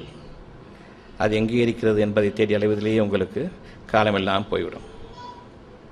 இப்படிப்பட்ட ஒரு நிலையில் நீங்கள் இறைவனையும் மறந்து விடுவீர்கள். இந்த புதையலை எடுக்க வேண்டிய பாதையில் எந்த தடங்கள் வந்தாலும் அநியாயங்களையும் அக்கிரமங்களையும் செய்து அந்த புதையலை எடுத்துவிட வேண்டும் என்ற அந்த துடிப்பில் தான் முனைவீர்கள். அவ்வளவு கேடுகளையும் சம்பாதித்துக் கொண்டிருப்பீர்கள். இன்று நீங்கள் அடைந்து கொண்டிருக்கக்கூடிய, இன்று நீங்கள் அனுபவித்துக் கொண்டிருக்கக்கூடிய அனைத்து நன்மைகளும் நீங்கள் அறியாத விதத்தில், எதிர்பார்க்காத விதத்தில் உங்களிடம் வந்து அடைந்து கொண்டிருக்கக்கூடிய நன்மைகள் தான். அதனால தான் இன்னைக்கு கொஞ்சம் அமைதியாகவும் கொஞ்சமாவது நிதானத்தோடவும் சாந்தத்தோடவும் சமாதானத்தோடவும் நம்ம வாழ்ந்து கொண்டிருக்கிறோம். உங்களுக்குரியது இதுதான், எனக்குரியது இதுதான் என்று காட்டிவிட்டால் இன்று நம்மில் ஒருவரை அடித்துக்கொண்டு சேர்த்து விடுவோம். அவ்வளவு அவசரக்காரர்கள் மனிதர்கள், அவ்வளவு அபகரித்துக் கொள்ள வேண்டும் என்று நினைப்பவர்கள். நீங்கள் ஒன்றை விரும்புகிறீர்கள், இறைவன் அதனை தள்ளி போடுகின்றான். நீங்கள் விரும்பியது உங்களுக்கு இருக்கிறது. எதை விரும்பினீர்கள் தெரியுமா? மனதுக்கு சுகத்தை விரும்பினீர்கள். அந்த சுகம் உங்களுக்கு இருக்கிறது, கொடுத்துவிட்டான். அமைதியையும் நிம்மதியையும் மேற்கொள்ளுங்கள். நீங்கள் விரும்பியதும் இருக்கிறது. அது பிறர் கண்கள் படாத விதத்தில் உங்களை வந்து சேரும். அதுவரையில் நீங்கள் பொறுமையுடன் இருப்பீர்களா? இறைவனுடைய வார்த்தையாக. ஒவ்வொரு கேடுக்கும் நீங்கள் பயப்படுவீர்கள். எந்த கேடும் தங்களை வந்து அடைந்துவிடக்கூடாது என்பதை நீங்கள் பயப்படுவீர்கள். இருப்பதில் மிக பெரும் கேடு என்ன தெரியுமா? கண் தீற்று என்ற அந்த கேடு. இறைவனும் கூறுகிறான், பொறாமைக்காரன் பொறாமைப்படும் பொழுது உண்டாகும் தீமைகளை விட்டும் நீங்கள் என்னிடம் பாதுகாவல் தேடுங்கள். நான் உங்களை பற்றி பொறாமைப்படும் பொழுது உங்களுக்கு எதிரான சதித்திட்டங்கள் என்னுடைய இருதயத்தில் உருவாகி கொண்டிருக்கின்றன. மறைமுகமான சூழ்ச்சிகள் என்னுடைய திட்டங்களில் அமைந்து விடுகின்றன. உங்களை நீங்கள் பாதுகாத்துக் கொள்ள முடியாது. அந்த அளவுக்கு மலைகளையும் பெயர்த்துவிடக்கூடிய சூழ்ச்சியான திட்டங்கள் என்னிடம் உருவாகி கொண்டிருக்கின்றன. இப்பொழுது இறைவன் உங்களுக்கு அறிவிக்கின்றான், பொறாமைக்காரன் உங்களுக்கு எதிராக பொறாமைப்படும் பொழுது உண்டாகும் தீமைகளை விட்டும் என்னிடம் நீங்கள் பாதுகாவல் எந்நேரமும் தேடியவர்களாக இருங்கள். நீங்கள் பெருமை கொள்வதை விட்டும் என்னிடம் பாதுகாவல் தேடுங்கள். ஏனெனில் ஷைத்தான் உங்களை பெருமை கொள்ளுமாறு தூண்டுகின்றான். இறைவனுக்கு எதிராக, இறைவனுக்கு பதிலாக உங்களை அந்த பெருமைக்கு ஆக்கிவிட அவன் தூண்டுகின்றான். நீங்களும் பெருமைக்கு தலை சாய்க்கக்கூடியவர்களாக இருக்கிறீர்கள். பெருமை வேண்டும் என்ற அந்த பலவீனத்தை கொண்டவர்களாக நீங்கள் இருக்கிறீர்கள். உங்களை நீங்கள் பாதுகாத்துக்கொள்ள இறைவன் பக்கம் திரும்புங்கள். பெருமை கொள்ளாத விதத்தில் நீங்கள் உயர்வு அடைய வேண்டும், மேலான வாழ்க்கை அடைய வேண்டும் என்பது உங்களுடைய விருப்பமாக இருக்கிறது. பிறர் கண்களில் நீங்கள் படாத வண்ணம் உயர்த்தப்பட இருக்கிறீர்கள். இதை நீங்கள் நம்ப முடிகிறதா? உங்களால் முடியுமா? இறைவனுக்கு முடியும். பொறுமையுடன் இருப்பீர்களா? நீங்கள் நிச்சயமாக விரும்பிய வாழ்க்கையில் உங்களை அமைத்துவிட்டால் நீங்கள் வளர்ந்து கொண்டிருக்கிறீர்கள். நீங்கள் அறியாதவாறு நீங்களோ பிறருக்கு காண்பிக்க வேண்டும் என்பதற்காக அவசரப்படுகிறீர்கள். உங்களுடைய நன்மைக்காக நீங்கள் அதை விரும்பவில்லை. பிறருக்கு காண்பிக்க வேண்டும் என்பதற்காகவே நீங்கள் அவசரப்படுகிறீர்கள். அது மட்டும் இல்லை என்றால் நிச்சயமாக நீங்கள் நன்மையான வாழ்க்கையை வாழ்ந்து கொண்டுதான் இருக்கிறீர்கள். ஏன் அவசரப்படுகிறீர்கள்? இறைவன் புறத்தில் இருந்து உள்ள நமக்கு உரிய ஒரு வளர்ச்சி எப்படிப்பட்டதாக இருக்கிறது தெரியுமா? சூரியனை பார்க்கிறீர்கள். சூரியன் நகர்ந்து கொண்டிருக்கிறது. நீங்கள் பார்க்கும் பொழுது அது நகர்வதில்லை. நிழல்கள் உங்கள் கண் முன்பாக நீங்கள் பார்க்கும் பொழுது அசைவற்று இருப்பது போன்று தோன்றுகிறது, ஆனால் வளர்ந்து கொண்டிருக்கிறது. இந்த நிழல், செங்குத்தாக விடக்கூடிய நிழல், பூர்ணமாக சாய்ந்து விடும் வரையில், பூமி முழுமையும் ஆக்கிரமிக்கும் வரையில் வளர்கிறது. நீங்கள் பார்த்து கொண்டிருக்கிறீர்கள், அது வளர்வதை நீங்கள் பார்ப்பதில்லை. கொஞ்சம் இந்த பக்கம் திரும்பிட்டு நிழலை பார்த்தா கொஞ்சம் வளர்ந்துருக்கும், ஆனால் பார்த்து கொண்டிருக்கும் போது அப்படியே இருக்கும். இறைவனிடமிருந்துள்ள ஒரு வளர்ச்சி உங்களுக்கு இப்படிப்பட்டதாகும். யாரும் உங்கள் மீது பொறாமைப்பட முடியாது. உங்களுடைய வளர்ச்சி யாரும் பார்க்க முடியாது. பிறர் கண் தீட்டுகள் உங்கள் படாது. நீங்கள் பொறுமையாக இருக்கும் காலமெல்லாம் நீங்கள் வளர்ந்து கொண்டிருக்கிறீர்கள். இறைவனுடைய அனுமதியை கொண்டு அவசரப்படும் காலமெல்லாம் நீங்கள் ஒன்று கீழிறங்குகிறீர்கள் அல்லது பிறர் கண்களுக்கு தெரியும் அளவுக்கு நீங்கள் உயர குதிக்கிறீர்கள். அங்கு பிறருடைய தீமைகள் உங்களை தொடர்கிறது. இறைவன் உங்களுக்கு எந்த அநியாயமும் செய்து விடவில்லை, மாறாக நீங்கள் உங்களுக்கே அநியாயம் செய்து கொள்கிறீர்கள். நம்பிக்கை கொண்ட மக்களாக நாம் இருக்கும் வரையில் நம்முடைய இறைவனிடமிருந்துள்ள பாதுகாப்பும் அவனுடைய மிக பெரும் நன்மையும் ஆசீர்வாதமும் அருட்கொடைகளும் தங்கு தடையில்லாமல் உங்களை வந்து அடைந்து கொண்டிருக்கும். அவசரப்படும் காலமெல்லாம் நீங்கள் பெருமை கொண்டவர்கள், பெருமையை விரும்புபவர்கள். இறைவன் அதை அங்கீகரிக்க மாட்டான், உங்களை நேசிக்கவும் மாட்டான். உணர்ந்து அறிந்து கொள்வோம். இதை நிராகரிப்பவர்களாக நாம் இருப்போமேயானால், எனக்கு பெருமை வேண்டும் என்று நீங்கள் விரும்புவீர்களானால், இறைவனை முன்னிலைப்படுத்தாது என்னை நான் இறைவனுக்கு முன்பாக ஆக்கிக்கொள்ள வேண்டும் என்ற பெருமைக்காக நீங்கள் வாழ்வீர்களானால், பிறர் பொறாமை என்னை எதுவும் செய்யாது என்று உண்மைக்கு புறம்பாக நீங்கள் உங்களுடைய அதிகாரத்தையும் ஆதிக்க உணர்வுகளையும் மதித்து அதை நம்பிக்கை கொண்டு நீங்கள் இந்த உலக வாழ்க்கையில் செயல்படுவீர்களானால், அறிந்து கொள்ளுங்கள், நீங்கள் நிராகரிப்பவர்கள். உண்மையையும் நன்மையையும் உங்களுக்கு எதிராகவே நீங்கள் நிராகரிப்பவர்கள். நிச்சயமாக இறைவனை நீங்கள் தோற்கடித்துவிட முடியாது. இறைவன் உங்களுக்காக உதாரணம் கூறுகிறான். பாலைவனத்தின் நடுவே பல லட்சம் ஹெக்டேர் பரப்பளவுள்ள கொதிக்கும் பாலைவனம். அந்த பாலைவனத்தின் நடுவே நீங்கள் விடப்பட்டு விட்டால் தாகம் வறட்சியை ஏற்படுத்தி நாக்கெல்லாம் வயிற்றுக்குள் இழுத்துக்கொள்ளுமே. அந்த நிலையில் நீங்கள் கானல் நீரை பார்க்கிறீர்கள். நன்றாக தெரியும் அது கானல் நீர், அங்கு நீர் இல்லை என்பது தெரியும். தாகத்தில் இருப்பவன் அதை தண்ணீராக இருக்க வேண்டுமே என்று எண்ணுகிறான், அதன் நிலையில் செல்கிறான். எப்பேற்பட்ட ஒரு துரதிருஷ்டவசமான ஒரு நம்பிக்கையும் இல்லாத ஒன்றை இருக்க வேண்டுமே என்று எண்ணிக்கொண்டு செல்கின்ற அந்த நிலையையும் கொஞ்சம் யோசித்து பாருங்கள். பாலைவனத்தில் கானல் நீரை பார்ப்பவன், தாகத்தின் கொடுமையில் இருப்பவன், கானல் நீர் என்று தெரிந்திருந்தும் அது தண்ணீராக இருக்கக்கூடாதா என்று அதன் நிலையில் செல்வான். பரிதாபத்திற்குரிய இந்த நிலையை நீங்கள் யோசித்து பாருங்கள். இது இறைவனுடைய உதாரணம். அங்கு செல்லும் பொழுது அவன் அந்த நீரை காண மாட்டான். உங்களுடைய நிராகரிப்பின் காரணமாக, நீங்கள் செய்யக்கூடிய செயல்களின் காரணமாக இதனுடைய விளைவுகளை நீங்கள் எதிர்பார்த்திருக்கிறீர்களே, மிக பெரும் பெருமை நிச்சயமாக அது உங்களுக்கு இல்லை. கடும் துன்பத்தில் நீங்கள் ஆழ்த்தப்படும் பொழுது யாருக்கெல்லாம் உங்களுடைய பெருமையின் காரணமாக நீங்கள் வாரியர் உதவி செய்தீர்களோ இவர்களிடமிருந்து நன்மை கிடைக்கும் என்று நீங்கள் எதிர்பார்க்கிறீர்கள். அவன் அளவில் செல்லும் பொழுது அவன் கையை விரிப்பான், உங்களுக்கு இல்லை. அங்கு நீங்கள் இறைவனை காண்கிறீர்கள். உங்கள் கணக்கை இறைவன் முடிப்பான், துரிதமாக முடிப்பான். கணக்கை துரிதமாக முடிப்பதில் அவன் மிகச்சிறந்தவன். அவனையே நீங்கள் அஞ்சிக் கொள்ளுங்கள். அவனன்றி உங்களுக்கு உதவியாளன் இல்லை. உங்களுக்கான உதாரணங்கள் பல பல.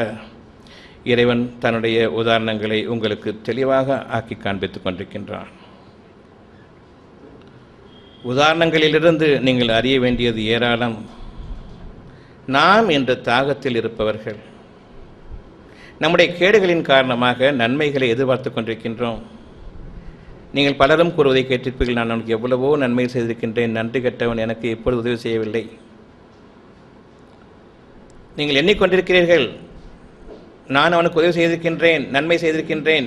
நிச்சயமாக நீங்கள் நன்மை செய்யவில்லை. அந்த நன்மைகள் அனைத்தும் பாலைவனத்தில் கானல் நீரை போன்றதாகும். என்றோ அவை காணாமலாகிவிட்டன. இப்பொழுது நீங்கள் உங்களுடைய நன்மைகளின் பக்கம் திரும்புங்கள், இறை அச்சத்தின் பக்கம் திரும்புங்கள். நான் என்ற வார்த்தையை இன்று முதலாக நீங்கள் உபயோகிக்கக்கூடாது. இதை செய்தேன் அதை செய்தேன் என்ற அந்த வார்த்தை உங்களிடமிருந்து ஒருபோதும் வரக்கூடாது. அவ்வாறு வறுமையானால் நீங்கள் இறைவனிடம் பாவ மன்னிப்பு தேடுங்கள். நான் என்ற வார்த்தைக்கு உரியவன் இறைவன் மட்டும்தான், மனிதன் கிடையாது. என் இறைவன் எனக்கு அளித்தான் என்பதன் பேரில் உங்களுடைய பேச்சுக்கள் அமையட்டும். நான் என்று தொடங்கக்கூடிய அந்த வார்த்தையில் உங்களுக்கு ஒருபோதும் உங்களுடைய பேச்சில் ஒரு வார்த்தை, ஒரு வாக்கியம் முடிந்துவிடக்கூடாது. உங்களுடைய வாழ்க்கையின் அத்தியாயங்கள் பல அதில் முடிந்துவிடும். இது நமக்குரிய ஒரு எச்சரிக்கையாக இறைவன் அறிவிப்பதாகும். நம்பிக்கை கொண்ட மக்கள் இறைவனுக்கு எதிராக தன்னை நிலைப்படுத்திக் கொள்வதை ஒரு காலம் விரும்ப மாட்டான். உங்களுடைய நன்மைகளுக்காக நீங்கள் பொறுமையை மேற்கொள்ளுங்கள். அவசரத்தை மேற்கொண்டு விட வேண்டாம். ஒவ்வொரு அவசரத்தின் போதும் உங்களுடைய நன்மைகள் அழிக்கப்பட்டு வருகின்றன. பெருமைக்காகவே நீங்கள் அவசரப்படுகிறீர்கள். அந்த பெருமையிலிருந்தும் இறைவன் உங்களை பாதுகாக்கிறான். நீங்கள் விரும்பியது எதுவுமே இல்லை என்று உங்களுக்கு தோன்றுகிறது. நீங்கள் பொறுமையுடன் இருக்கும் காலமெல்லாம் நீங்கள் விரும்பியது வளர்ந்து கொண்டிருக்கின்றது. எப்படி நிழல் உங்களை அறியாமல் நீங்கள் பார்த்தாலும் சரி அது வளர்ந்து கொண்டிருக்கின்றது. ஆனால் நீங்கள் உங்களுடைய பார்வையில் கூறுகள் வளரவில்லை, அப்படி இருக்கிறது. எது உண்மை? நிழல் வளர்வது உண்மையா, அல்லது பார்க்கும்போது நிலை பெற்று இருப்பது போன்று தோன்றுகிறதே அது உண்மையா? நிச்சயமாக அது வளர்ந்து கொண்டிருக்கின்றது. பொறுமையாளர்கள் ஒவ்வொருவருக்கும் இறைவன் வாக்களிக்கின்றான். நீங்கள் விரும்பிய அந்த காரியம் உங்களுக்காக துவக்கப்பட்டு விட்டது, உங்களுக்கு அருகாமையில் நிகழ்ந்து கொண்டிருக்கின்றது. அது உங்களுக்கு உரியதாகும். நீங்கள் நம்பிக்கை கொள்ளுங்கள், அவசரப்பட்டுவிட வேண்டாம். இறைவன் புறத்தில் ஒப்புவித்த பிறகு நிழல்கள் எவ்வாறு அசையுமோ, ஒரு தாவரம் முளைப்பதற்கு முன்பாக வித்தை விதைத்து விட்டீர்கள், அது வெடிப்பதை, முளை வெடிப்பதை நீங்கள் பார்ப்பதில்லை. பார்த்து கொண்டிருக்கும் நிலையிலேயே விருந்து கொண்டிருக்கின்றது. அதை நீங்கள் விரிக்கவில்லை, உங்களுடைய இறைவன் வெடிக்கச் செய்கின்றான், விரிவடைய செய்கின்றான். அந்த விரிவடையை நீங்கள் பார்க்க முடியாது, ஆனாலும் அது விரிவடைகிறது. அதிலிருந்து வளரக்கூடிய ஒரு தண்டு, அந்த தண்டு உங்கள் கண் முன்பாக அப்படியே இருப்பது போன்று தோன்றுகிறது, ஆனால் அது வளர்ந்து கொண்டிருக்கின்றது. ஒரு ஆலமரமாக வளரும் வரையில் அது வளரும், அதற்கு மேலாகவும் வளரும். மிக்க உறுதியான வளர்ச்சியாக அது இருக்கும். உங்களுடைய கண்களை பார்த்து உங்களுடைய உள்ளங்கள் இயங்குகிறது, எதுவுமே நடக்கவில்லை என்று. ஆனால் நீங்கள் உணர்ந்து அறிவீர்களானால் இறைவனிடம் ஒப்படைக்கப்பட்ட ஒவ்வொன்றும் அது தானாக முழுமையடையக்கூடிய வளர்ச்சியை ஏற்கனவே இறைவனுடைய அனுமதியை கொண்டு அது பெற்றுவிட்டது. பொறுமையுடையவர்கள் இறைவனிடமே தன்னுடைய தேவைகள் அனைத்துக்கும் பொறுப்பேற்படுத்திக் கொள்ளட்டும். இறைவனிடம் பொறுப்பேற்படுத்தப்பட்ட அந்த கணமே அது வளர ஆரம்பிக்கிறது. நம்பிக்கையாளர்களாக நீங்கள் இருங்கள். உங்களுடைய நம்பிக்கை நிச்சயமாக வீண் போகாது. இறைவன் நம்பிக்கையாளர்களுக்கு தன்னுடைய நன்மைகளிலிருந்து அதிகரிக்கின்றான். அவர்களுக்கு எந்த குறையும் ஏற்பட போவதில்லை. இறைவன் தகுந்த உதாரணங்களை கொண்டு உங்களுக்கு அறிவிக்கின்றான். படிப்படியாக நீங்கள் அறியாத விதத்தில் உங்களை நாம் உயர்த்தி கொண்டிருப்போம். எப்படி வேதனை படிப்படியாக நீங்கள் அறியாத விதத்தில் உங்களை வந்தடையுமோ அவ்விதமே நன்மைகளும். ஏன் என்றால் நீங்கள் உணர்ச்சி வசப்படுபவர்கள், பலவீனமானவர்கள். உங்களுடைய பெருமைக்காக நீங்கள் அலைய ஆரம்பித்துவிடுவீர்கள். அங்கு உங்களுடைய மிக பெரும் வீழ்ச்சி இருக்கிறது. நீங்கள் பெருமையின் பக்கம் சாய்ந்திடக்கூடிய பலகீனத்தை கொண்டிருப்பவர்கள், இறைவனுக்கு பதிலாக உங்களை நீங்கள் இணை வைப்பவர்கள். அதன் கொடுமை நீங்கள் அறிய மாட்டீர்கள். இறைவன் அந்த ஒரு பாவத்தை மன்னிக்கவே மாட்டான். உங்களுடைய இருதயத்தின் நன்மைக்காக, உங்களுக்காக அவன் எதை சித்தப்படுத்தியிருக்கின்றானோ அது வளர்ந்து வரும் பொழுது அவன் உங்களை அது பார்க்காவண்ணம் அந்த நன்மைகள் உங்களை வந்து அடைந்து கொண்டிருக்கின்றன. இன்று நம்மில் அனுபவித்துக் கொண்டிருக்கூடிய பலரின் சுகங்கள், என்னென்ன சுகங்கள் நமக்கு இருக்கின்றதோ அந்த சுகங்கள் அனைத்துமே நீங்கள் அறியாத விதத்தில் வளர்ந்து கொண்டிருக்கிற சுகங்களாகும். இதற்கு நீங்கள் நன்றி செலுத்துவீர்களா? ஓரளவுக்கு சுகத்தோடு வாழ்ந்து கொண்டிருக்கின்றோம். அந்த சுகம் நீங்கள் அறியாத விதத்தில் உங்களுக்கு படிப்படியாக வளர்ந்து கொண்டிருக்கக்கூடிய சுகம். எனவே நீங்கள் இதன் மீது உறுதியாக நம்பிக்கை கொண்டு, இறைவன் உண்மையாளன் என்பதை நம்பிக்கை கொண்டு, இறைவனுக்கு நீங்கள் உங்களை இணையாக்கிக் கொள்ளும் அந்த பெருமையின் குணத்திலிருந்தும் உங்களை, அந்த பலவீனத்திலிருந்தும் உங்களை பாதுகாத்து உங்களுடைய பாதங்களை நேர்வழியில் உறுதிப்படுத்திக் கொள்வீர்களா? உங்களுடைய இருதயங்களின் மீது பணிவை நீங்கள் கொண்டிருப்பீர்களா? பெருமை என்ற அந்த ஒரு குணத்தை இறைவனுக்கு மட்டுமே உரியது, புகழனைத்தும் இறைவனுக்கு மட்டும்தான் என்ற அந்த ஒன்றை கொண்டு இனி நீங்கள் வாழ்வீர்களா? நான் என்ற அந்த வார்த்தையை விட்டுவிடுங்கள். நான் செய்தேன் என்று முடித்துவிட வேண்டாம், பயந்து கொள்ளுங்கள். நான் என்று ஆரம்பிப்பதற்கு முன்பாகவே செய்து முடித்தேன் என்ற அந்த வாக்கியம் முடிவடையப் போகிறது. அதற்கு முன்பாக நிறுத்துங்கள், பாவ மன்னிப்பை கேளுங்கள். இந்த ஒன்றை மட்டும் நீங்கள் உங்களுடைய வாழ்க்கையில் கடைபிடிப்பீர்களானால் உங்களுடைய நன்மைகளில் எந்த ஒன்றையும் இறைவன் உங்களுக்கு குறைத்துவிட மாட்டான். அவ்வாறில்லை என்றால் இதற்கு மாறாக படிப்படியாக உங்களை வேதனைகளும் பிடித்து கொண்டிருக்கின்றன என்பதை நீங்கள் அறிந்து கொள்ளுங்கள். எந்த அளவுக்கு படிப்படியாக நன்மைகள் ஒரு பக்கம் வந்து கொண்டிருக்கின்றதோ அதே அளவுக்கு படிப்படியாக உங்களை தீமைகளும் வந்து உங்களை வந்து அடைந்து கொண்டிருக்கின்றன என்பதை நீங்கள் இன்று உறுதியாக நம்பிக்கை கொள்ள வேண்டும். எந்த தயக்கமும் இல்லாமல் நம்பிக்கை கொள்ளுங்கள். வேதனை என்று இருக்கும் பொழுது உங்களுக்கு படிப்படியாக வந்து கொண்டிருக்கின்றது. நன்மைகள் உங்களுக்கு வந்து கொண்டிருக்கும் பொழுது அதுவும் உங்களை படிப்படியாக வந்து அடைந்து கொண்டிருக்கின்றன. இரண்டுக்கும் இடையில் நீங்கள் இறைவனை நம்பிக்கை கொள்ளுங்கள், இறைவனுக்கு நன்றியுணர்வுடன் இருங்கள். இந்த நன்மைகளை நீங்கள் சம்பாதிக்கவில்லை, இறைவனிடமிருந்து வந்தது. இந்த வளர்ச்சியானது தொடர்ச்சியாக இருக்கும். இறைவனுடைய அடிப்படையில் பிறர் கண்களில் தீட்டுப்படாத அளவுக்கு இறைவன் அந்த நன்மைகளை உங்களுக்கு எனவே பாதுகாத்துக் கொள்கின்றான். பொறுமையாளர்கள் ஒவ்வொருவருக்கும் அகிலங்களின் பாக்கியங்கள் அனைத்தையும் இறைவன் உங்களுக்காக ஏற்படுத்தியிருக்கின்றான் என்பதை நீங்கள் இன்று உணர்ந்து கொள்ளுங்கள். செங்குத்தாக நிற்கக்கூடிய என் கால்களுக்கு அடியில் இருக்கக்கூடிய ஒரு நிழல் படிப்படியாக சாய்ந்து பூமி முழுமையையும் ஆக்கிரமிக்கிறது. அப்படிப்பட்ட பொறுத்தார் பூமி ஆழ்வார் என்ற அந்த ஒரு உண்மையின் மீது, பூமி அல்ல அகிலங்களின் மீது நீங்கள் ஆட்சி அமைப்பீர்கள் என்ற அந்த உண்மையின் மீது நிலைத்திருங்கள். பொறுமைக்கு இணையான ஒரு இறை வழிபாடு இல்லை. பொறுமைக்குரிய இறை வழிபாட்டுக்குரிய ஒரு மகத்தான இறை அருளை போன்று எந்த ஒரு அருளும் நமக்கு இல்லை. பொறுமைக்கு நிகரான ஒரு பாதுகாப்பு நமக்கு இல்லை. கண் தீட்டும் சூனியம் போன்ற வகைகளிலிருந்து நம்மை பாதுகாக்கக்கூடியது இந்த பொறுமை ஒன்று மட்டும்தான். இதற்கு இணையான ஒரு தொழுகை கிடையாது. உங்களுடைய இறை வழிபாடு, வணக்க வழிபாடு, தொழுகை அனைத்தும் உங்களுடைய வாழ்க்கையில் அமைய வேண்டும். பள்ளிவாசல்களுக்குள்ளும், தர்காக்களுக்குள்ளும், கோயில்களுக்குள்ளும், சர்ச்சுகளுக்குள்ளும் உங்களுடைய இறை வழிபாடு இல்லை. உங்களுடைய வாழ்க்கையில் நீங்கள் இறைவனை வழிபடுங்கள். இறைவனுக்கு வழிபட்டு நில்லுங்கள். பள்ளிவாசல்களில் உங்களுடைய தொழுகை ஷைத்தான்களுடைய கற்பித்தலின் அடிப்படையில் அமைந்திருக்கிறது. கோயில்களில் உங்களுடைய அர்ச்சனைகளும் அவ்வாறே. நீங்கள் இறைவனுக்கு பயந்தால் சமுதாயத்தில் நன்மையாளர்களாக வாடுங்கள், இறைவனுக்கு அஞ்சியவர்களாக வாடுங்கள். அங்கு உங்களுடைய தொழுகையையும் இறைவனுக்கு வழிபாட்டையும் நிலைநிறுத்துங்கள். இறைவனுக்கு வழிபாடு வேறு, மனித இனத்தோடு நான் சேர்ந்து வாடும்பொழுது இறைவனுக்கு எதிராக செய்யக்கூடிய துரோகங்கள் வேறு. எப்படி இரண்டும் பொருந்தும்? அது மனிதர்களிடத்தில் எந்த அளவுக்கு நீங்கள் பணிவுடன் வாழ்வீர்களோ, பெருமை கொள்ளாமல் வாழ்வீர்களோ, பொறாமை கொள்ளாமல் வாழ்வீர்களோ, உங்களிடமிருந்து பொறாமை என்னும் தீட்டு மனித சமுதாயத்தில் நிலை பெறாத வரையில் நீங்கள் தொழுகையாளிகள், இறைவனுக்கு வழிபட்டவர்கள், இறைவன் உங்கள் மீது திருப்தி அடைபவன். வாழ்க்கையில் உங்களுடைய தொழுகையை நிலைநிறுத்துங்கள்.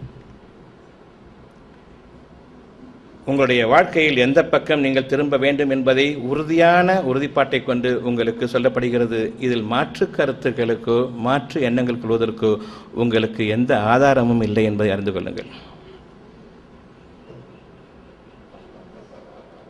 நம்முடைய வாழ்க்கை இன்று நமக்கு லேசாக்கப்பட்டிருக்கிறது, மிக மிக லேசாக்கப்பட்டிருக்கிறது. நாம் செய்து கொண்டிருக்கிற தவறுகளில் மிக நெருக்கமானவைகள், சுலபமாக தவிர்த்து கொள்ளப்பட வேண்டியவைகள் உங்களுக்கு அறிவிக்கப்பட்டுவிட்டன.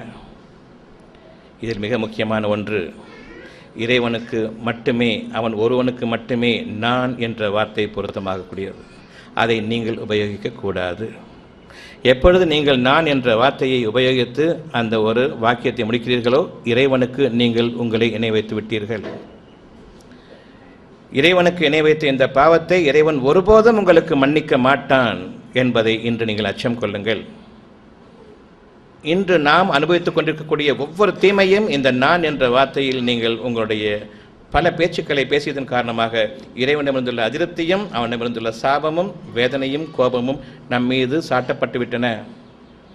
இதை இனியும் நாம் கடைபிடிப்பவர்களாக இருப்போமானால் இதே வார்த்தைகளை பெருமையை கொண்டு, நான் என்ற பெருமையை கொண்டு, இறைவனுக்கு மட்டுமே உரித்தான அந்த ஒரு வார்த்தையை தனக்கு உரியதாக்கி கொண்டு நீங்கள் சொல்வீர்களானால், இதற்கு அப்பாலும் அறிவிக்கப்பட்டதற்கு பின்னரும், தெளிவாக அறிவிக்கப்பட்ட பின்னரும், பிரித்து அறிந்த பின்னரும் நீங்கள் அதே போக்கில் இருப்பீர்களானால் இன்று முதலாக உங்களுடைய வேதனைகள் அதிகமாகும். தெரிந்து கொள்வோமேயானால் நம்முடைய வேதனைகள் இன்று முதலாக படிப்படியாக குறைய ஆரம்பிக்கும். நம்முடைய இறைவன் நம்முடைய அந்த உறுதியை பார்க்கும் பொழுது அவன் திருப்தி அடைவானால் இன்று ஒட்டுமொத்தமாக உங்களுடைய வேதனைகளும் சோதனைகளும் நீங்கிவிட்டன. புதிய சமுதாயமாக இன்று நீங்கள் உருவாக்கப்பட்டிருக்கிறீர்கள். நம்பிக்கை கொண்ட மக்களாக நாம் வளர்ந்து வருவதில் பொறுமையை மேற்கொள்ள வேண்டும். எந்த ஒன்றை நாம் இறைவனுக்கு என்று நாம் ஆக்கிக்கொண்டோமோ, இறைவன் பொறுப்பில் நம்முடைய தேவைகளை அவனுக்கு நாம் ஒப்படைத்து விட்டோமோ, இனி தன் பொறுப்பில் இறைவன் ஏற்றுக்கொண்ட பிறகு உங்கள் மீது கண் தீட்டு ஏற்படாத விதத்தில் உங்களை வளர்த்து வர அவன் தன் மீது பொறுப்பை ஏற்படுத்தி கொண்டான், கடமையாக்கி கொண்டான். எக்காலத்தும் பொறாமை என்பது உங்களை தீண்டாது. எந்த தருணத்திலும் உங்கள் மீது சூனியமோ அல்லது ஏவுதலோ நெருங்காது. பொறுமையுடையவர்களாக இருப்பீர்களானால் அகிலங்களின் மீது உங்களுடைய ஆட்சி அதிகாரம் நிலைபெறும் என்பதன் மீது நம்பிக்கை கொண்டவர்களாக இன்று முதலாக நம்முடைய தீமைகள் அனைத்தும் நம்மை விட்டு நீங்கிவிட்டன என்பதன் மீது நீங்கள் பொறுமை கொண்ட ஆறுதல் அடைந்தவர்களாக இறைவன் நம்முடைய நன்மைகளை நமக்கு அதிகரிப்பான் என்பதன் மீதும் உறுதியான நம்பிக்கை கொண்டவர்களாக நாம் இன்று முதல் வாழ்வோம். இந்த வகுப்பு இத்துடன் முடிவடைகிறது. சில கேள்விகள் இருக்கின்றன. 4-5 ஆண்டு காலமாக வலது கன்னம் உள்பக்கம் புண் ஒன்று மிகவும் வேதனை கொடுத்து வருகிறது. கேன்சர் என்று சொல்கிறார்கள். அது தீர்வு காண எனக்கு வழி காண்பியுங்கள். ஹோமியோபதி மருந்து சாப்பிட்டு வருகிறேன். இந்த வகுப்பை நீங்கள் கேட்ட பிறகு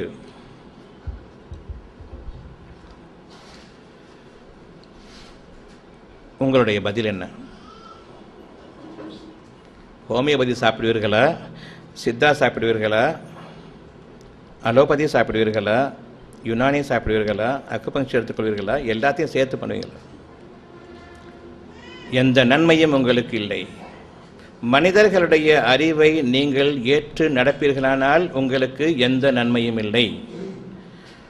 ஒட்டுமொத்தமாக உங்களுடைய அனைத்து தீர்வுகளுக்கும் உள்ள வகுப்பு இன்று முடிவடைந்திருக்கிறது.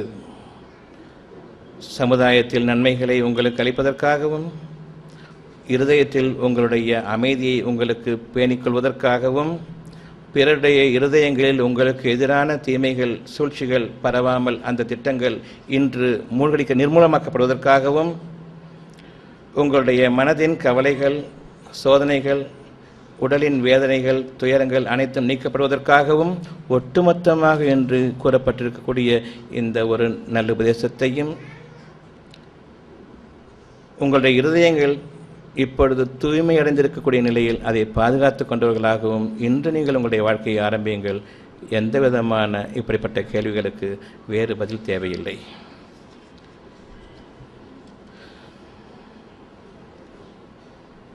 ஒழு செய்வது என்றால் என்ன?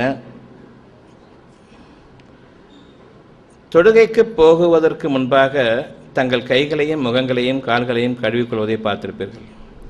இது அவசியமா என்று கேட்கிறார்கள். எப்படி செய்ய வேண்டும் என்று கேட்கிறார்கள். இதற்கும் ஒரு சடங்கு அல்ல. எந்த ஒரு கேள்வியையும் சடங்குகளின் அடிப்படையில் கேட்க வேண்டாம்.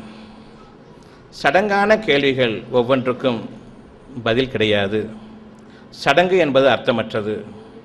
கை கால்களை முகங்களை கழுவிக்கொள்வதன் காரணம் என்ன? இறை வணக்கத்தில் நீங்கள் உங்களை ஈடுபடுத்தும் பொழுது, இறைவனை பற்றிய தியானத்தில் நான் என்னை ஈடுபடுத்த முனையும் பொழுது, அல்லது நீங்கள் இறை தியானத்திற்காக உள்ளுக்குள் நுழையும் பொழுது தூக்க கலக்கம் வேண்டாம், சோர்வு வேண்டாம். அவ்வாறு சோர்வு ஏற்படுமானால் முகம் கை கால்களை கழுவிக்கொண்டு வாருங்கள். சோமுடன் கேட்பதன் காரணமாக எதுவும் உங்களுக்கு விளங்கப் போவதில்லை. மேன்மையான உங்களுடைய வாழ்க்கைக்கு தேவையான பல நல்ல கருத்துக்களும் நல்ல பேசுகளும் எச்சரிக்கைகளும் உங்களுக்கு பயனளிக்காமலே போய்விடும். சோம்பலும் சோர்வும் நீங்குவதற்காக முகம் கை கால்களை கழுவிக்கொள்வதாகும். இதை ஒரு சடங்காக ஆக்கிக்கொள்ள வேண்டாம். ஒழு என்பது கிடையாது. உங்களுடைய சோர்வை நீக்கிக் கொள்ளுங்கள். இது முக்கியம்.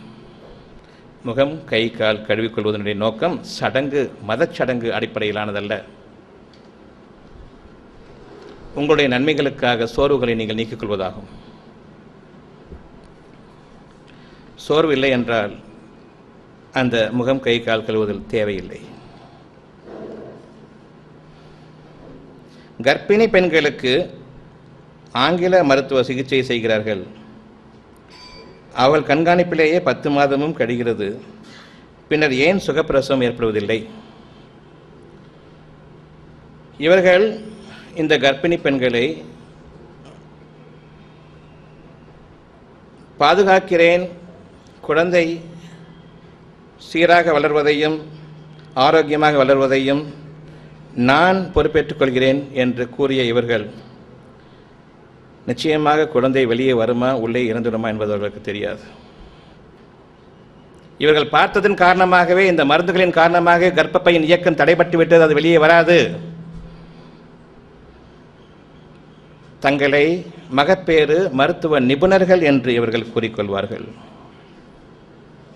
குழந்தை சுகப்பிரசவம் அடையுமா தெரியாது. இவர்கள் நிபுணர்கள். இன்று முதலாக நீங்கள் உங்களுடைய பிரசவத்திற்கோ குழந்தை உருவானதற்கு பின்னரோ இந்த டாக்டர்களிடம் செல்லக்கூடாது. தங்களை இணை வைத்துக் கொண்டவர்கள், இறைவனுக்கு இணையாக இணை வைத்துக் கொண்டவர்கள், நான் குழந்தையை காப்பாற்றுவேன், 10 மாதங்களும் என்னிடம் வாருங்கள். எந்த ஒரு சமயத்திலும் இவர்கள் இந்த குழந்தை சுகப்பிரசவம் அடையுமா தெரியாது. எழுதி கொடுப்பீர்களா? ஒரு காலம் மாட்டு. இப்படிப்பட்டவர்களிடம் உங்களுடைய வாழ்க்கையையும் உங்களுடைய குழந்தைகளையும் ஒப்படைப்பீர்கள் என்றால் அந்த குழந்தையும் நல்ல விதமாக வளராது, பிறந்தாலும் உங்களுக்கு எதிரியாகவே வளரும்.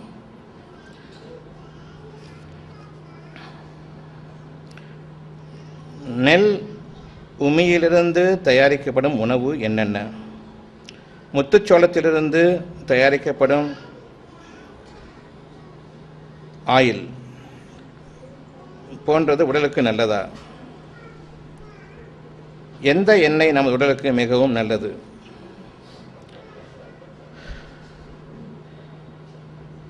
எந்த எண்ணெயும் நல்லதல்ல, எந்த எண்ணெயும் கெடுதலும் அல்ல.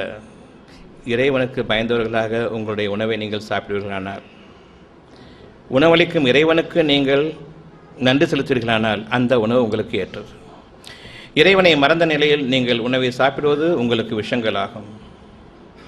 இறைவனை தியானத்தின் நிலையில் நான் என்னுடைய உணவை சாப்பிட வேண்டும். உணவுக்காக உட்காரும் பொழுது என்னுடைய தியானமும் என்னுடைய பிரார்த்தனையும் எவ்விதம் அமைய வேண்டும் என்றால், உணவளிப்பவனே என்பதில் ஆரம்பியுங்கள்.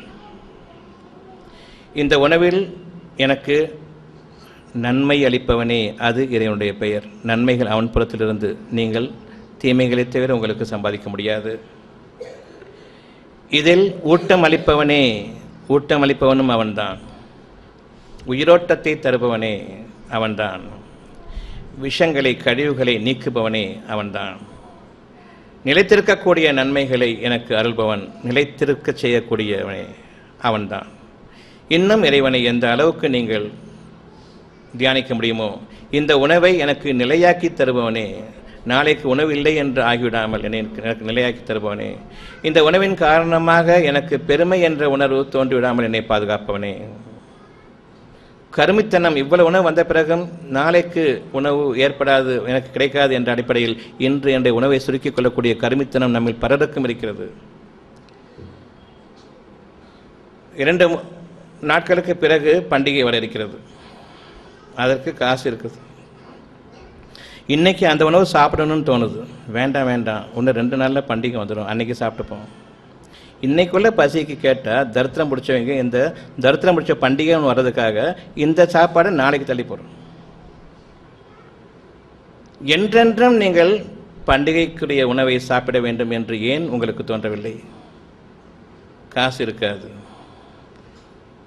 பண்டிகை தினத்துக்கு மட்டும் எப்படி காசு வருது? கடன் வாங்கிக்கலாம், போனஸ் இருக்குது. என்னன்னைக்கும் சாப்பிடணும்னு ஆசை இருக்குது, விருந்து சாப்பாடு. ஏன் அந்த ஆசையில் மண்ணை போடுறீங்க? இறைவன் எனக்கு நாளைக்கும் தருவான், இன்றைக்கு எனக்கு இந்த ஆசை இருக்கிறது, அதற்குரிய பொருள் இருக்கிறது, செலவழியுங்கள். அந்த பண்டித்தனமான பண்டிகை வரட்டும் வராமல் போகட்டும், அதை பற்றி எனக்கு கவலை இல்லை. தரித்திரம் பிடித்த அந்த பண்டிகை நாள் வரட்டும் வராமல் போகட்டும், அதை பற்றி எனக்கு கவலை இல்லை. இன்று எனக்குரிய பொருள் இருக்கிறது, எனக்குரிய பசி இருக்கிறது, விருப்பம் இருக்கிறது, இறைவன் அருளிவிட்டான். இன்று அந்த தரித்திர நிலையை நான் உருவாக்கிக்கொள்ள மாட்டேன். இன்று எனக்கு பண்டிகை, நாளை வரட்டும் வராமல் போகட்டும்.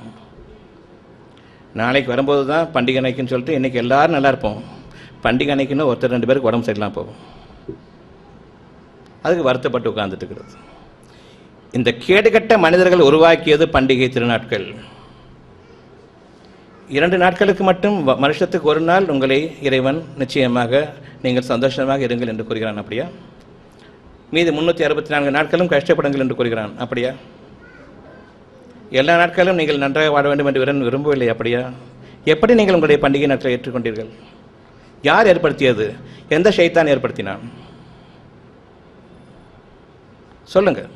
இறைவன் உங்களுக்கு வருஷத்துக்கு 1 நாள் 2 நாள் மட்டும் நல்லா சாப்பிடுங்கன்னு சொன்னான்னா, என்னைக்கும் நல்லா சாப்பிடக்கூடிய அந்த உணவு என்னிடம் இருக்கிறது, தாராளமாக என்னை நம்புங்கள், என் பெயரை சொல்லி சாப்பிடுங்கன்னு சொல்கிறானா?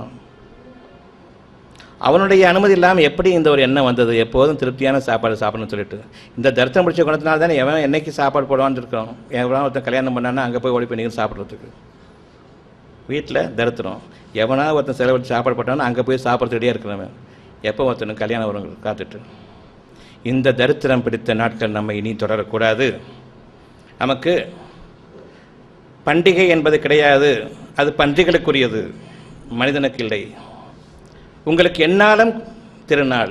இறைவனிடமிருந்து அவனை நம்புங்கள். ஒவ்வொரு நாளும் விருந்துணவு உட்கொள்ளுங்கள். இறைவன் உங்களுக்கு தர போதுமானவன். இன்றைக்கி நல்ல ட்ரெஸ் போடணும்னு சொன்னால் இன்றைக்கி போடுங்க, நாளைக்கு வேண்டாம். இன்னைக்கு அடுக்கானது போட வேண்டாம், நாளைக்கும் இறைவன் இதைவிட மேன்மையானதை தருவான் என்று நம்புங்கள். இன்றைக்கும் இருக்கிறது, நாளைக்கும் இருக்கிறது, என்றென்றும் உங்களுக்கு திருநாள் இருக்கிறது. இந்த பண்டிகை நாட்கள் உங்களுக்கு தரித்திர நாட்கள். அன்று மட்டும் நீங்கள் படையுடையை எடுத்துக்கொள்ளுங்கள். எதை சாப்பிடுவது, எதை சாப்பிடக்கூடாது, இறைவனை தியானத்தின் நிலையில் எதையும் சாப்பிடுங்கள்.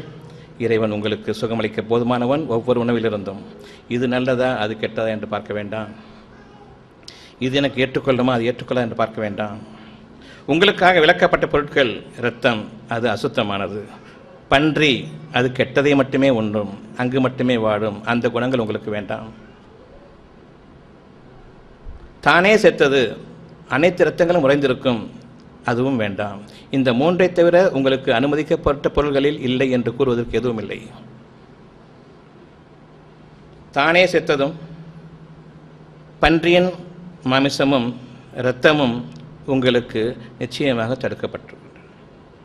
இதை தவிர்த்து உங்களுக்கு ஆகமாக்கப்படாதது எதுவும் இல்லை. அசுத்தமானது என்று நீங்கள் கருதுகிறானால் அதை உங்களுக்கு நீங்கள் ஆகமாக்கிக்கொள்ள வேண்டாம். இதை தவிர்த்து உங்களுடைய உணர்வுகளுக்கு அசுத்தமாக இருக்கிறது என்று தெரிந்தால் வேண்டாம், அவ்வளவுதான். விவாகரத்து கூறலாமா கூடாது, ஏன் விளக்கம்? விவாகரத்து கூடுமா கூடாதா, ஏன் விளக்கம்? திருமணம் நடக்கிறது, ஒத்துக்கொள்ளவில்லை என்றால் சண்டை போட வேண்டாம். சண்டை போட்டுத்தான் தீருவேன் என்றால் அது பெரும் கலகத்திலும் கொலையிலும் முடிந்துவிட வேண்டும் என்றால் அது விவாகரத்து ஆகட்டும். இரண்டு விஷயங்களில் நன்மை எதுவோ அது நடக்க வேண்டும். எனக்கு ஆகவே ஆகாது, இருந்தால் கொலையும் செய்துவிடுவேன் என்ற தகாத வார்த்தைகளை கூறும் பொழுது வாழ வேண்டியது முக்கியம். பிரிந்துவிடுங்கள். இறைவன் உங்களுக்கு இதைவிட நன்மையான வாழ்க்கையை ஏற்படுத்துவான். அடுத்து, நீங்கள் உங்களுடைய நபிமார்களை தூதர்களை பின்பற்றுபவர்கள், அது உண்மையானால் தூதர்கள் எவரும் நபிமார்கள் எவரும் தங்களுடைய மனைவிகளை விவாகரத்து செய்ததாக சரித்திரம் இல்லை. ஒரு காலம் தலாக் என்பது, விவாகரத்து என்பது இதன் அடிப்படையில் கூடவே கூடாது. இன்னொன்றையும் இறைவன் கூறியிருக்கின்றான், நன்மைக்கு நன்மை மட்டுமே பொருந்தும். தீமையானவர்கள் திருந்த மாட்டார்கள் என்பது உங்களுக்கு தெரியுமானால் முடிந்தவரையில் பொறுமையை மேற்கொள்ளுங்கள். அவ்விதமாகவும் உங்களில் முடியவில்லை என்றால், பொறுமையை மேற்கொள்ள முடியவில்லை என்றால் சகித்துக் கொள்ளுங்கள், இன்னும் சகித்துக் கொள்ளுங்கள். நிச்சயமாக இறைவன் தன் புறத்திலிருந்து ஒரு வழியை உண்டாக்குவான். அவ்விதமாகவும் நம்பிக்கை இல்லை என்றால் பிரிந்துவிடுங்கள். இறைவன் மீது நம்பிக்கை கொண்டவர்கள் உண்மையானால் தலாக் வேண்டாம். நபிமார்களையும் ரசூல்களையும் தூதர்களையும் நீங்கள் பின்பற்றுவீர்களானால் அவர்கள் ஒரு காலம் தன்னுடைய மனைவிகளை எந்த மனைவியும் விவாகரத்து செய்ததில்லை. தலாக் என்பது அசிங்கம், கூடாது. இறைவனுக்கு பொருத்தமில்லாத ஒரு காரியம், துர்பாக்கியமான ஒரு நிலை. தங்களுடைய நன்மைகளில் பெரும்பகுதி அவர்கள் இழந்து விட்டார்கள். அவர்கள் இறைவனுக்கு உரியவர்கள் இல்லை. தூதர்களை நீங்கள் பின்பற்ற வேண்டும். தூதர்களில் எவரும் தங்களுடைய மனைவிமார்களை விவாகரத்து செய்தது கிடையாது. தலாக் கூடாது.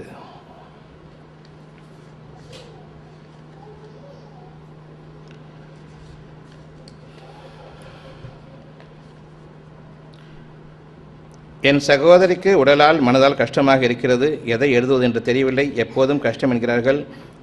நான் அதிகம் கூறுவதற்கு இல்லை. என் சகோதரி கோவையில் இருக்கிறார்கள். அவர்கள் கேன்சர் ஆபரேஷன் ஒரு ஆஸ்பத்திரியில் செய்யப்பட்டிருக்கிறது.